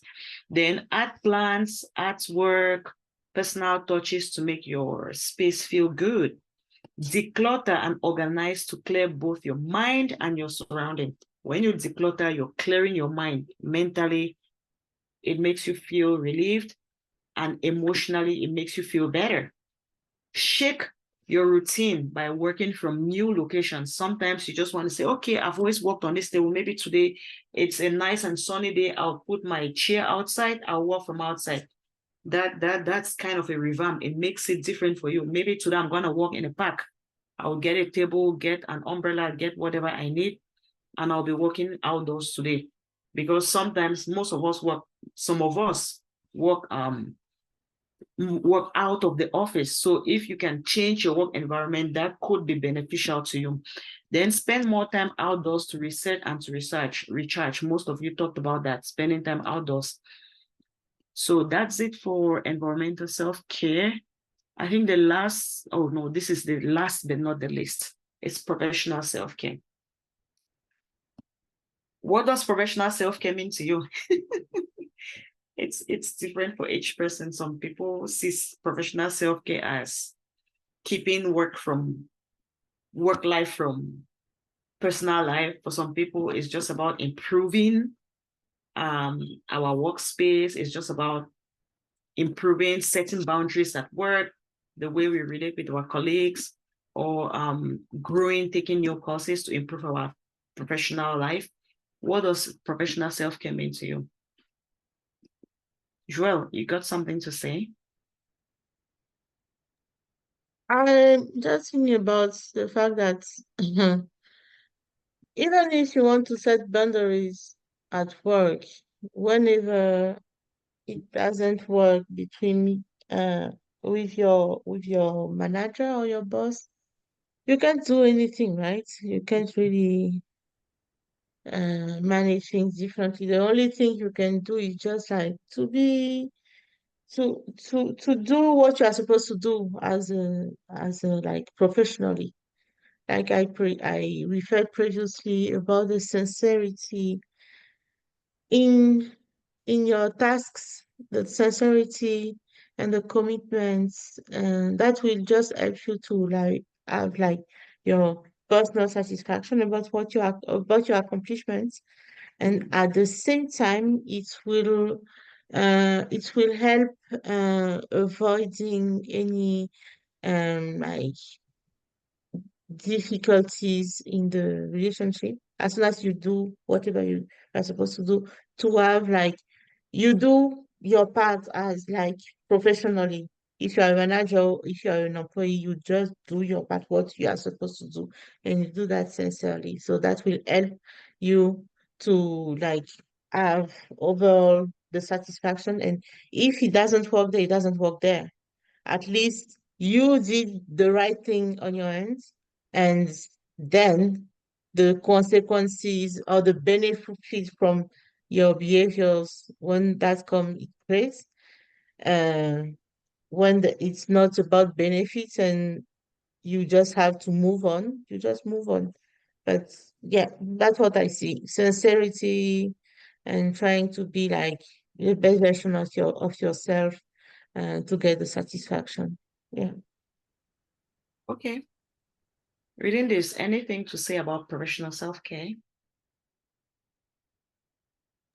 Oh, I'll just add to what Will has said, keeping boundaries and personally, another thing for me is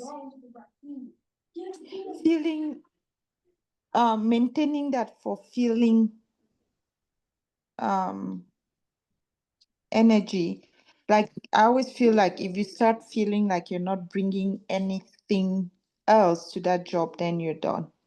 It's either you need a new job or you need to work on more certifications or change the department that you are in. If you feel like you're stalling, if you feel like you're not bringing anything, you're not getting, let me not even say bring, you're not getting the satisfaction that you were deriving when you first started the job.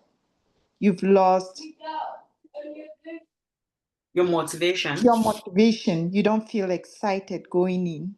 I hate when I'm at a job, and I don't use the word hate often, but I hate when I get to a point where it just becomes a job where I'm just going in, ticking the boxes and going home.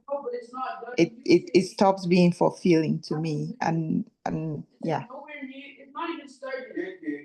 So professional self-care would be having a fulfilled, to be fulfilled at work. What can I do to be fulfilled in my professional life? Okay. Let's hear from Nina.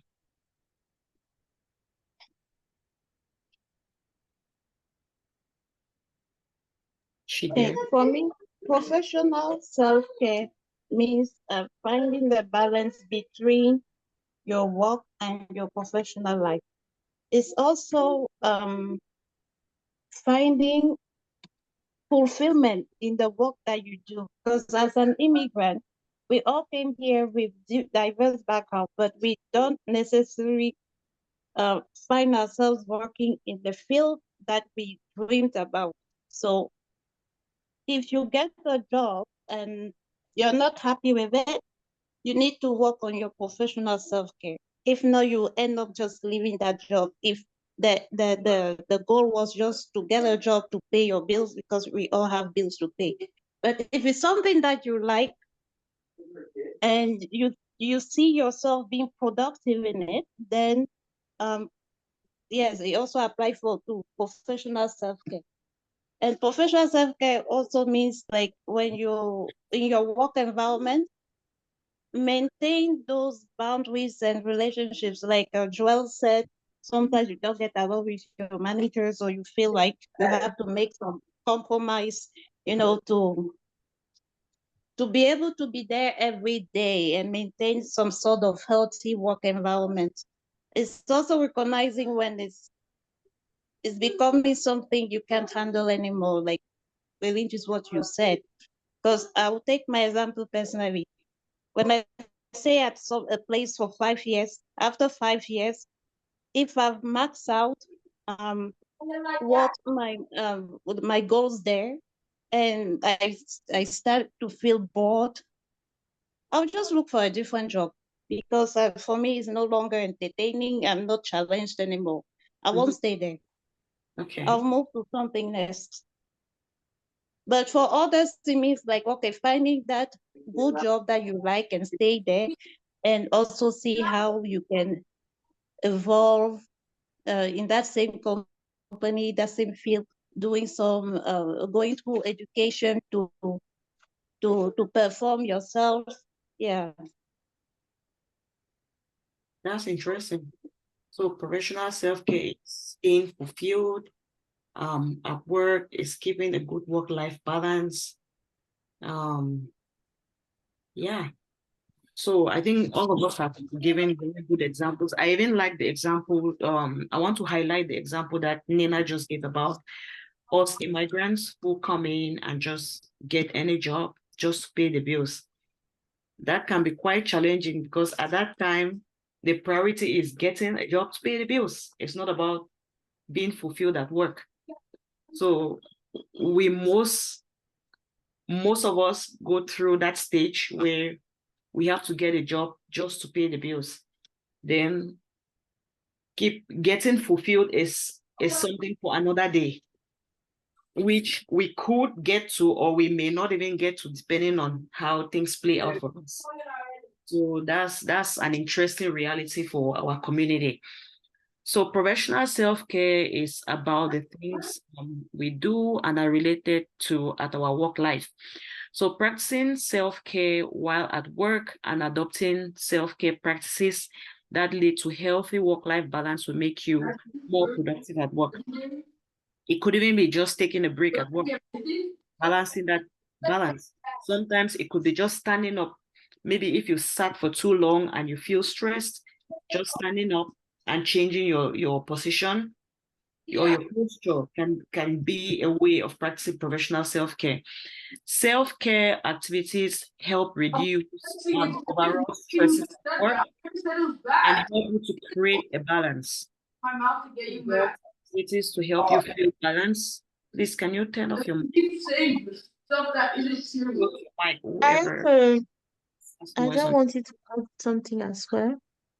Okay. So these so professional self-care activities involves to help you feel balanced and fulfilled at work. So by practicing self-care at work, it's meant to reduce overall career stress. So what are the things that you can do to reduce stress at your place of work? That is how you practice professional self-care.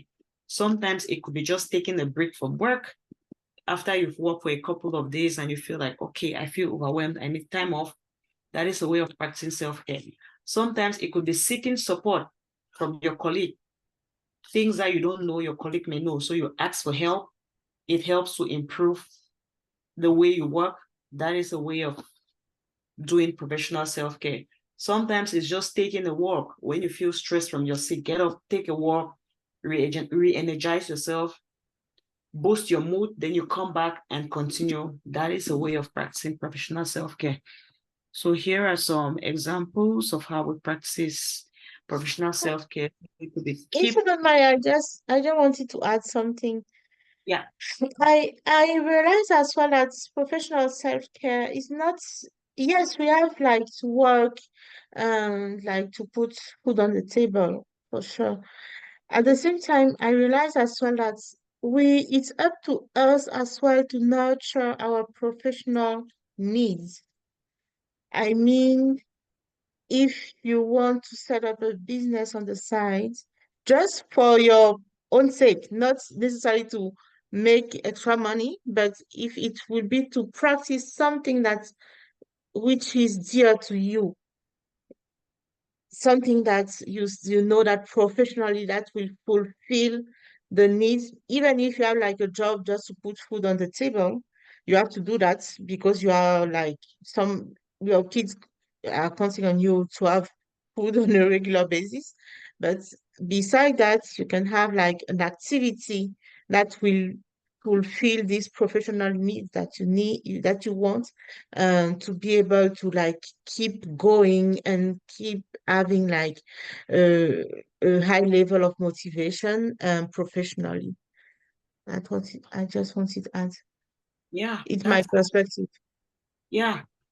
Whatever you do that will keep you motivated at work is what will help to improve your professional self-care. That is perfectly right.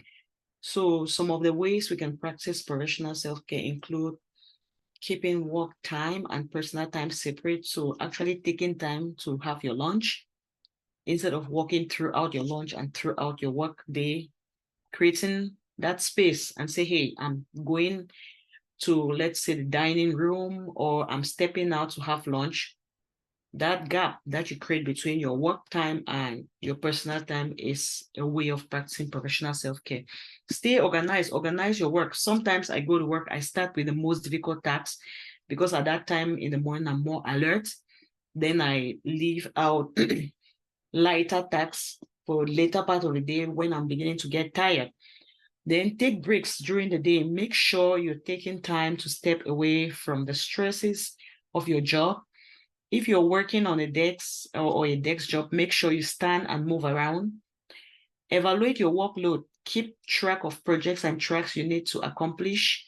It is important to help you prioritize. So I just talked about prioritizing work, what to work on and how much you can take to work on a particular project or a piece of work.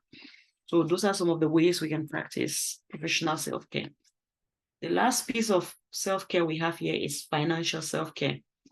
What does financial self-care mean to you? I know everyone has finances to deal with, so how do you practice your financial self-care? Let's hear from you.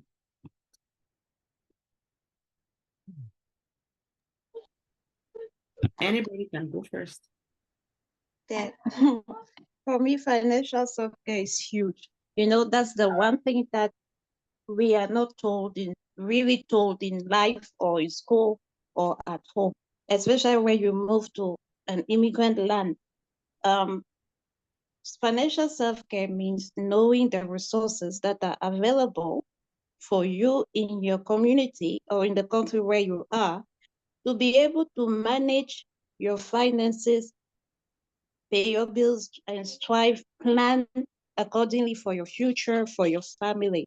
But it's not something that is always, if you don't look for those resources, you won't find them. There are many things, that many programs and resources that are available out there, but it's not known and utilized by immigrants because we are not aware of those, right? And it's huge because it can help you navigate the system better and get yourself fulfilled and get you to where you want to be. It could be like you need assistance with, like opening a business, or you need funding for going back to school or doing something else, but you don't know how to go about it or where to find that information. And managing your debts too is another part of it, because you end up having multiple credit cards, but at the end, your credit score is affected because you didn't know the rules about how to manage those credit cards, and so that your credit score is not affected. So that's how I see it. Financial self-care. Yeah. Okay, perfect. Let's hear from Relinda's financial self-care. How do you practice financial self-care? I think Nina has touched on the big ones. When we immigrate to a new country, the financial practices are completely different from what we knew growing up. Back home, you pay cash and carry, right? And then when you immigrate to a new country like here, it's completely different.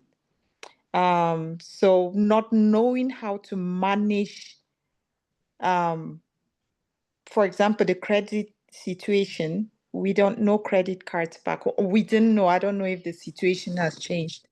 But I know that we didn't know credit cards, we didn't use them, we didn't receive any teachings on how to manage them.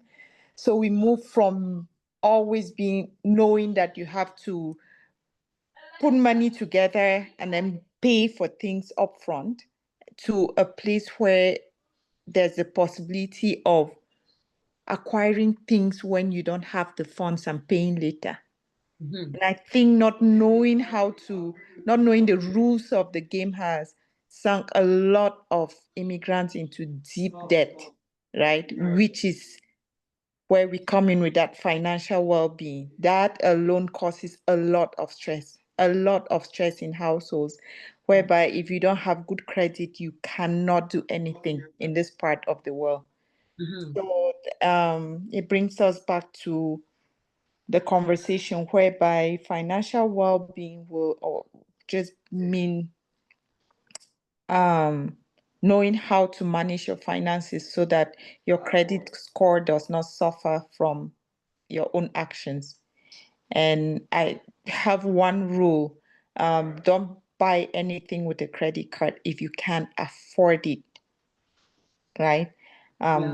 Yeah, because a lot of times we just feel like, yeah, I can just, like I said, I can just go to Mexico with my group of friends who are going, and I'll pay later. But then you come back later and you're unable to pay because there are other bills piled up waiting for you at the table. And then the interest rate kicks in, and then you start sinking deeper and deeper into debt. So knowing how to manage everything that we talked about and not let your finances suffer because you want to belong, because you want to please others, right? Knowing when to stop, knowing when to build back up, and knowing when to not spend what you don't have. Yeah. Yeah. That's interesting. I think what you and Nina and yourself have explained with Joel has kind of explained in many ways what financial self-care would be. I like the points that you guys brought about identifying that most of us as immigrants come from a place where our financial practices were different. And then we come into a community where they have different financial practices, like the credit card. We don't fully understand how it works. Then we get into it. Then you only realize when the consequences are beginning to show up. So that's something for us to look out for, to try to educate ourselves about before we jump into it. So financial pressures, like we have all explained, are very, very common, and they can be quite stressful. And what is interesting about the different forms of self-care is that they interrelate and they interconnect. If I am a people-pleasing person, my social well-being will suffer. I would connect with a lot of people that I'm unable to handle. Then I may get into debts because I'm trying to meet up with these different demands in the community. So most of our forms of self-care are interrelated. If one day it's like the wave in the water, if water starts moving, then it keeps the ripple effect continuous. So that's something for us to watch out for. So don't say, oh no, I don't have much finances, but I'm doing well in other parts of my self-care. No, it would definitely impact it. So taking control of our financial matters can help individuals alleviate some of the anxieties that may come up with financial instability. So although beginning to practice these types of self-care activities may feel stressful, like really taking time and say, I wouldn't spend, like Melinda said, I would spend just what I have. So taking time to practice self-care, financial self-care can be quite hard, but then the long run is you would have peace of mind. You wouldn't have anything to worry about because you have your finances in check and there is no problem building up behind over on the ground for you. So some ways of practicing financial self-care could be setting up your budget and say, hey, this is what I earn, this is what I can spend. And I stick just there. If I go above what I have to spend, I would shut down, say, I've exceeded my limit. I can't go any further.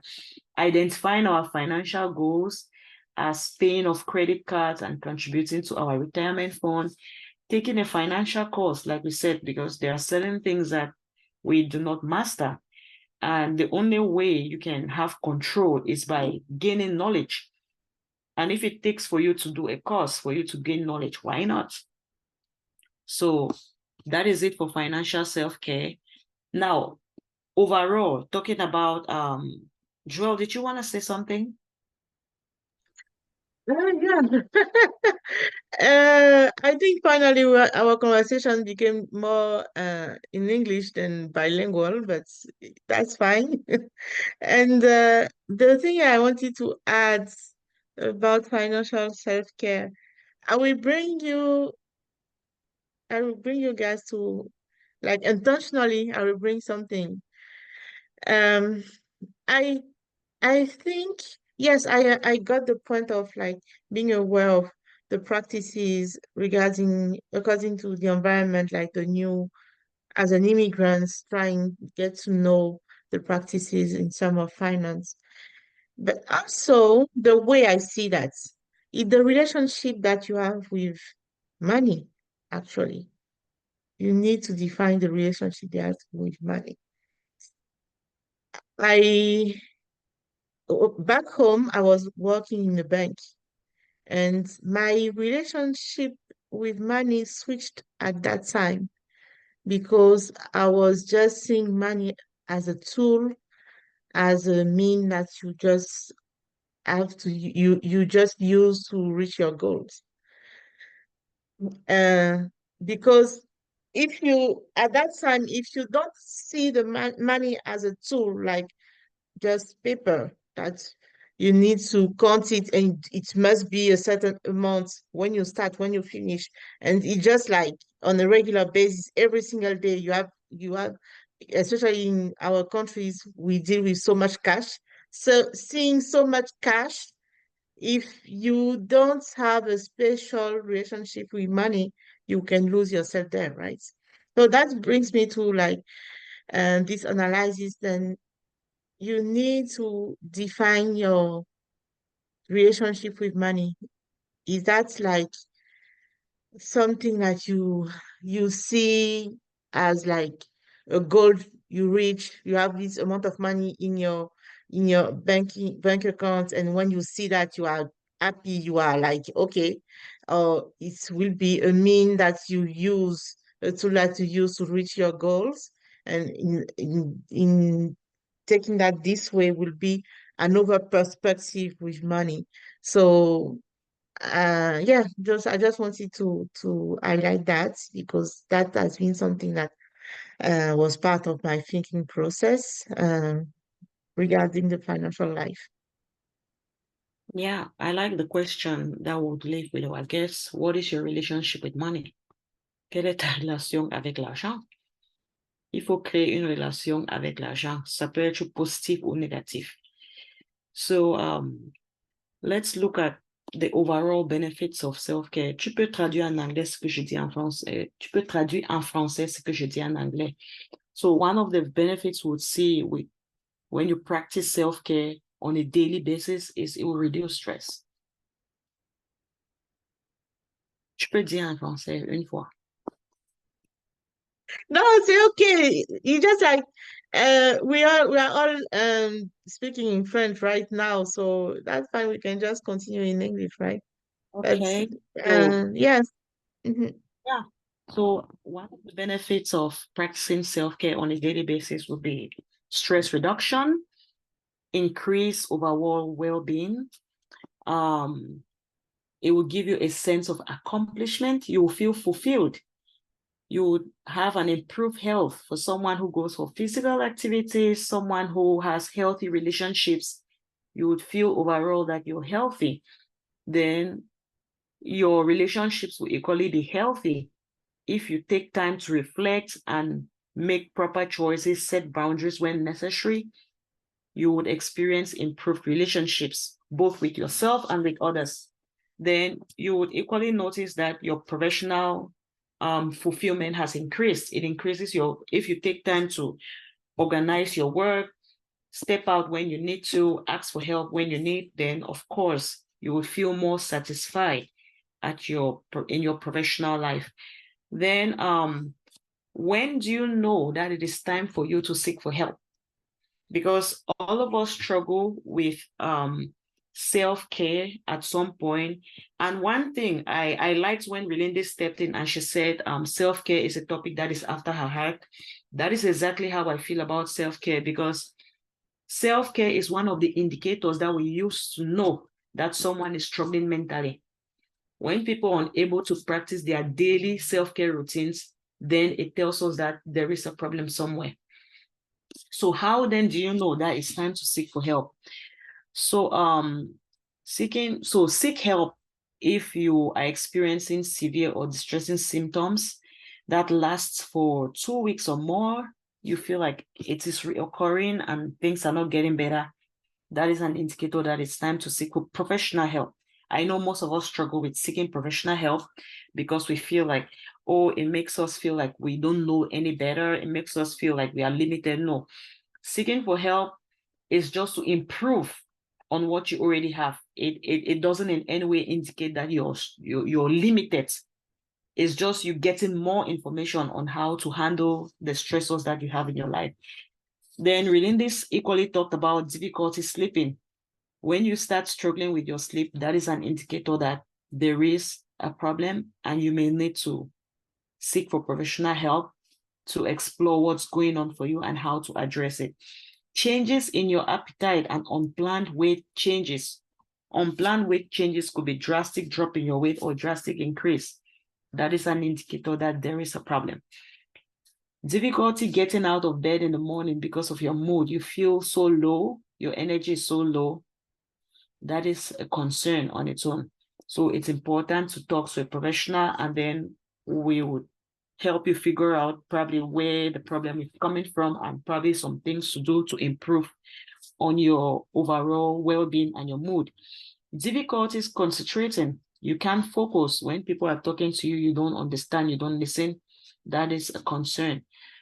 Loss of interest in things that you usually find enjoyable, that you usually like doing. If I'm someone who likes going for physical activity and all of a sudden I lose interest in that, that is an indicator that we need to look more into what's going on in your life. Inability to complete our usual tasks and activities.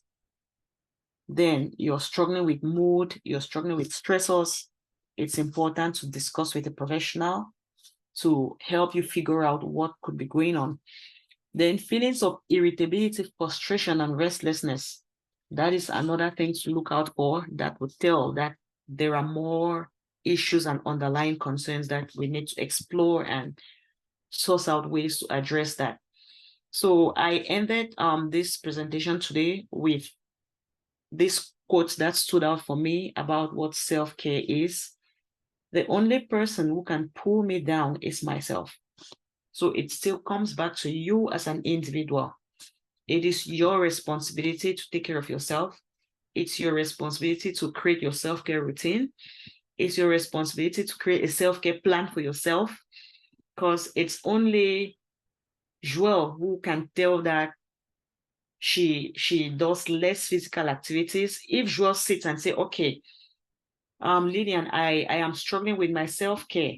How can you help me? So we'll go through the different forms of self-care and say, where do you think you're struggling?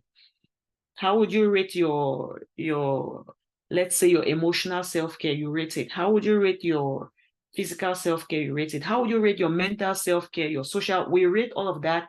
Then we see which one scores a list. Then we start putting in some work there. So that's us helping you to draw a self-care plan for yourself. So you are the only one who can pull yourself down, and you're the only one who can uplift yourself. So we have the yam and the lives in our hands. So I'm not going to let myself pull me down anymore. That's a statement I really like to share. Then another is, of all the judgments we pass in life, none is more important than the judgment we pass on ourselves. So we are our own personal enemies. So you can be your personal enemy. You can be your biggest enemy and your biggest fan. So that all still lies back in our hands and about how we choose to take care of ourselves. I told Joelle when we're talking about mental self-care in our last session that the way you present yourself and the information you seek to learn is what you will emit. So if I'm someone who listens to people who are successful, who are confident, who present themselves positively, I will naturally and unconsciously start presenting myself in that way.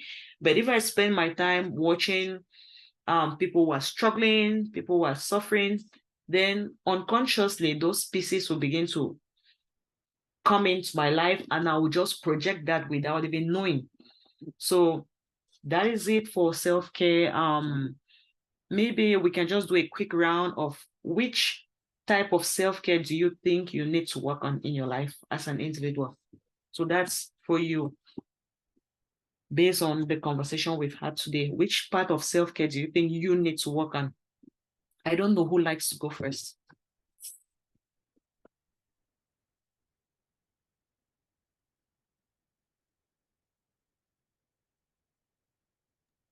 Okay, I will go first. So, I guess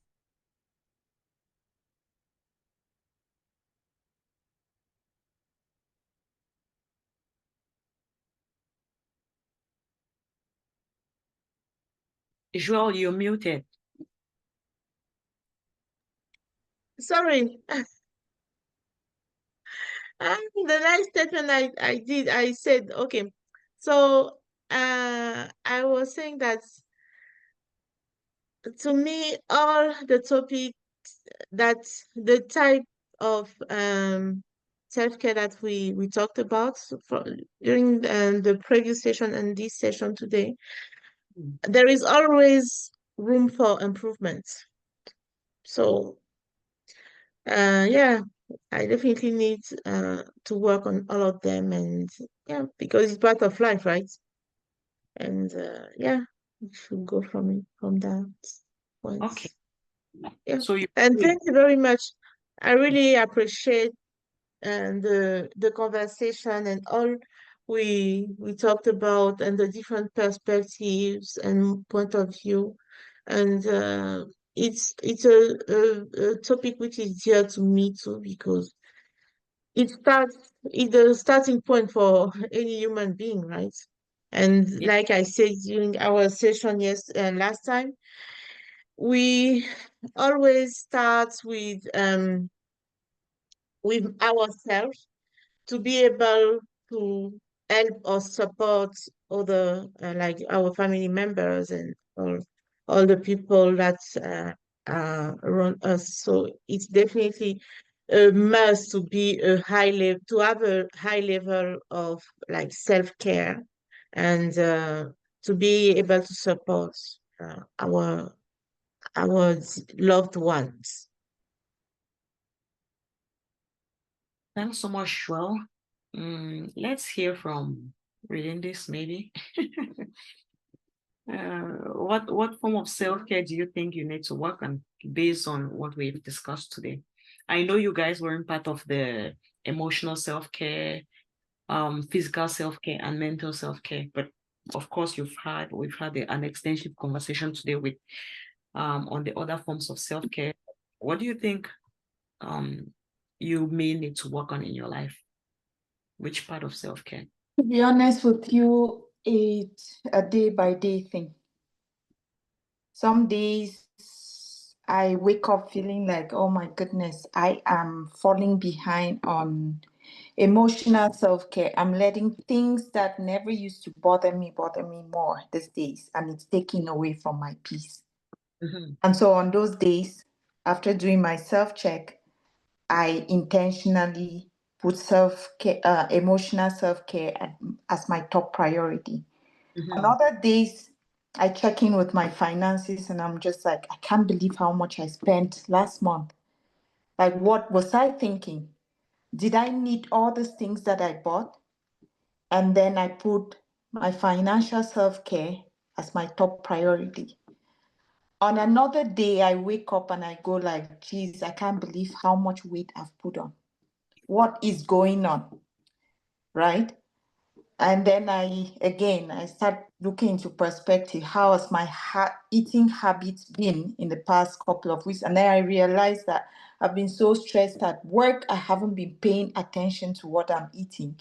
I just like emotion, and that's me. When I'm stressed, it's two ways. Either I emotionally eat, I need food to just numb the stress. So whatever I find, I like a rabbit, I just chew nonstop.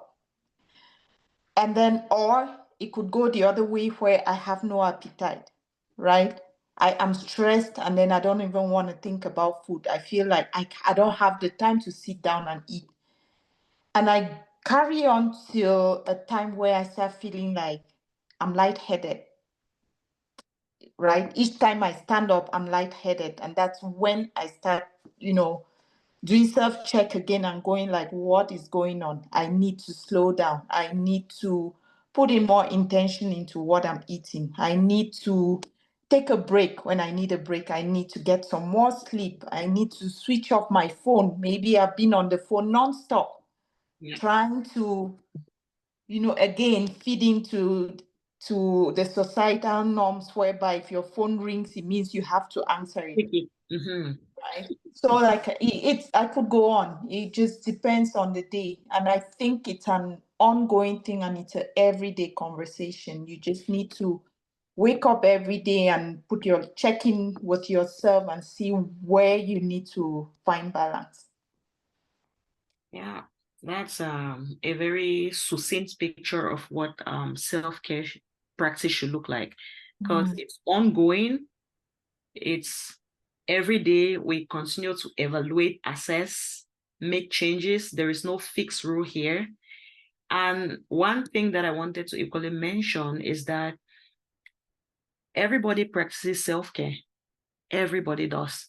But the difference is people are not intentional about practicing self-care. So what makes a difference on how you do it is when you're more intentional, when you can do that self-check and say, hey, like Relinde said today, I can tell that my body doesn't look good. I have to start working on my weight and what I eat. So that intentionality is what makes it more meaningful. When you just go to the shower and throw water on yourself and get out, it's regular, it doesn't make a difference. But when you get into the shower and say, hey, I just finished with a busy day today, I want to have a mindful shower. What would that mean? I'll get into the shower, take off my clothes, get into the shower. While I'm showering, I close my eyes. I listen to the drops of the water. I feel, so I would use my 5 senses. I would try to feel, I would try to hear, I would try to get the scent, smell. So by the time I'm leaving that shower, it's like I've had a therapeutic session. Then I feel more fulfilled and more restful and more, I feel like I've gained something after bed. That's shower that everybody takes on a daily basis. So it's about the intentionality that makes a difference for you. That's just what I wanted to add. Maybe, I don't know if Nina has something to say about her self-care practice and if there are any comments she wants to add before we round up for today. Yeah, well, you just summarized it well because every day is different. Today you might be struggling with one aspect of self-care, and tomorrow is a different one. Like, okay, now I feel like I need to prioritize more on my finances because I have big vacation plans that are coming up, and then at the same time, they are all interrelated. So one aspect will affect the other aspects. Like if you don't work or you don't know when you have to take vacation from work, your finances are taking a toll on that, right? And if you don't have the money, then you feel like you have to go to work. And you don't have the money, you can connect with certain type of social activities. So it's all interconnected. It's just to know which one needs more attention at a particular time in a day and then act on that. So, and that's what I do for myself. Okay, perfect. So I have one last question for you guys. So based on the session we had today, is there anything that stood out for you or something you're like taking home, like a takeaway for today from the conversation we've had today? Any takeaways, anything that is standing out for you?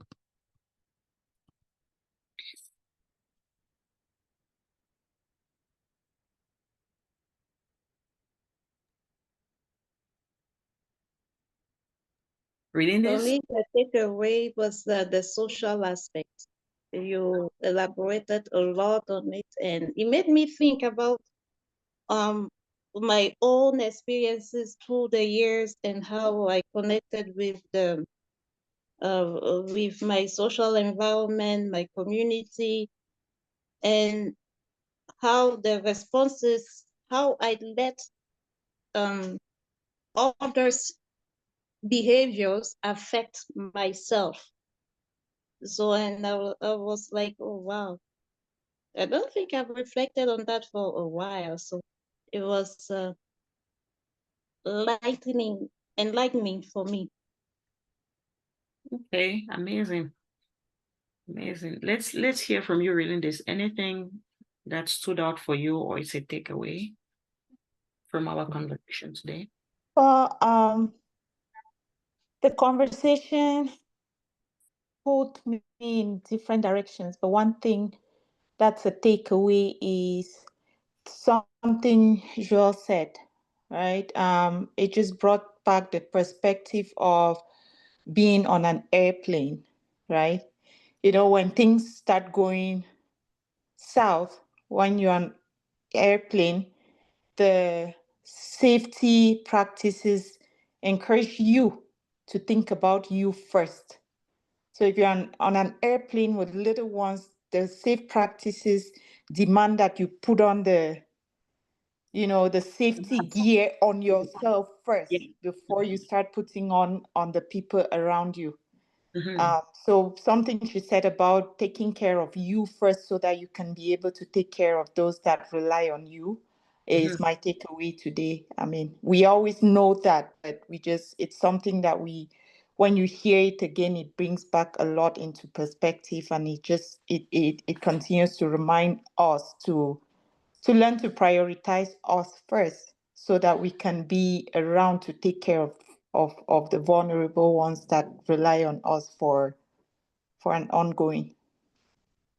Okay. Thanks so much. I appreciate your input, your comments, taking time out, your busy schedule to join our session for today. So we work with Connect. Is a black association. It's a black group of counselors who came together to support our Black community. So if you see most of our examples, we try to coin it to fit our own personal stories. So we are here to support our Black community. So we try to run sessions like this probably once every month. I'm not sure, Joel will correct me, because other counselors do run psychoeducations like this. So we try to run sessions like this at least once every month to discuss different topics and help to improve mental health in our community. So we are open to different topics being brought up from the community that we can discuss on and support our community the best possible way to improve our mental health. Then we also have a Facebook page, YouTube page that we post mental health topics and information that could help all of us. So you can watch out for that. I'll pass it back to Joelle to wrap it up. Mhm. Thank you very much, Lilian. Thank you very much for your knowledge that you shared with us today as well, and for the lecture and for this your analysis process. Like I previously said, I commend your expertise on the topics that we discuss, and I really enjoy having those conversations on a regular basis. And this is the third time we have been these type of conversations, and we intend to do like more stations in the future. And yes, it's roughly on a monthly basis that the entire group schedules the sessions. And yeah, Her Connect is based in Calgary, but we are open to the entire province since it's online, so everybody can access, right? And just a quick question to Regandis and to Nina. So where did you find the link to join us today? Was that on Facebook or on a WhatsApp group? Where did you find that? For me, I found it on the Catholic community group that Lillian sent to two WhatsApp groups actually. Okay, Yeah. okay, perfect. Same for me. It was in the Um, Catholic community. Okay. Okay, perfect. Okay.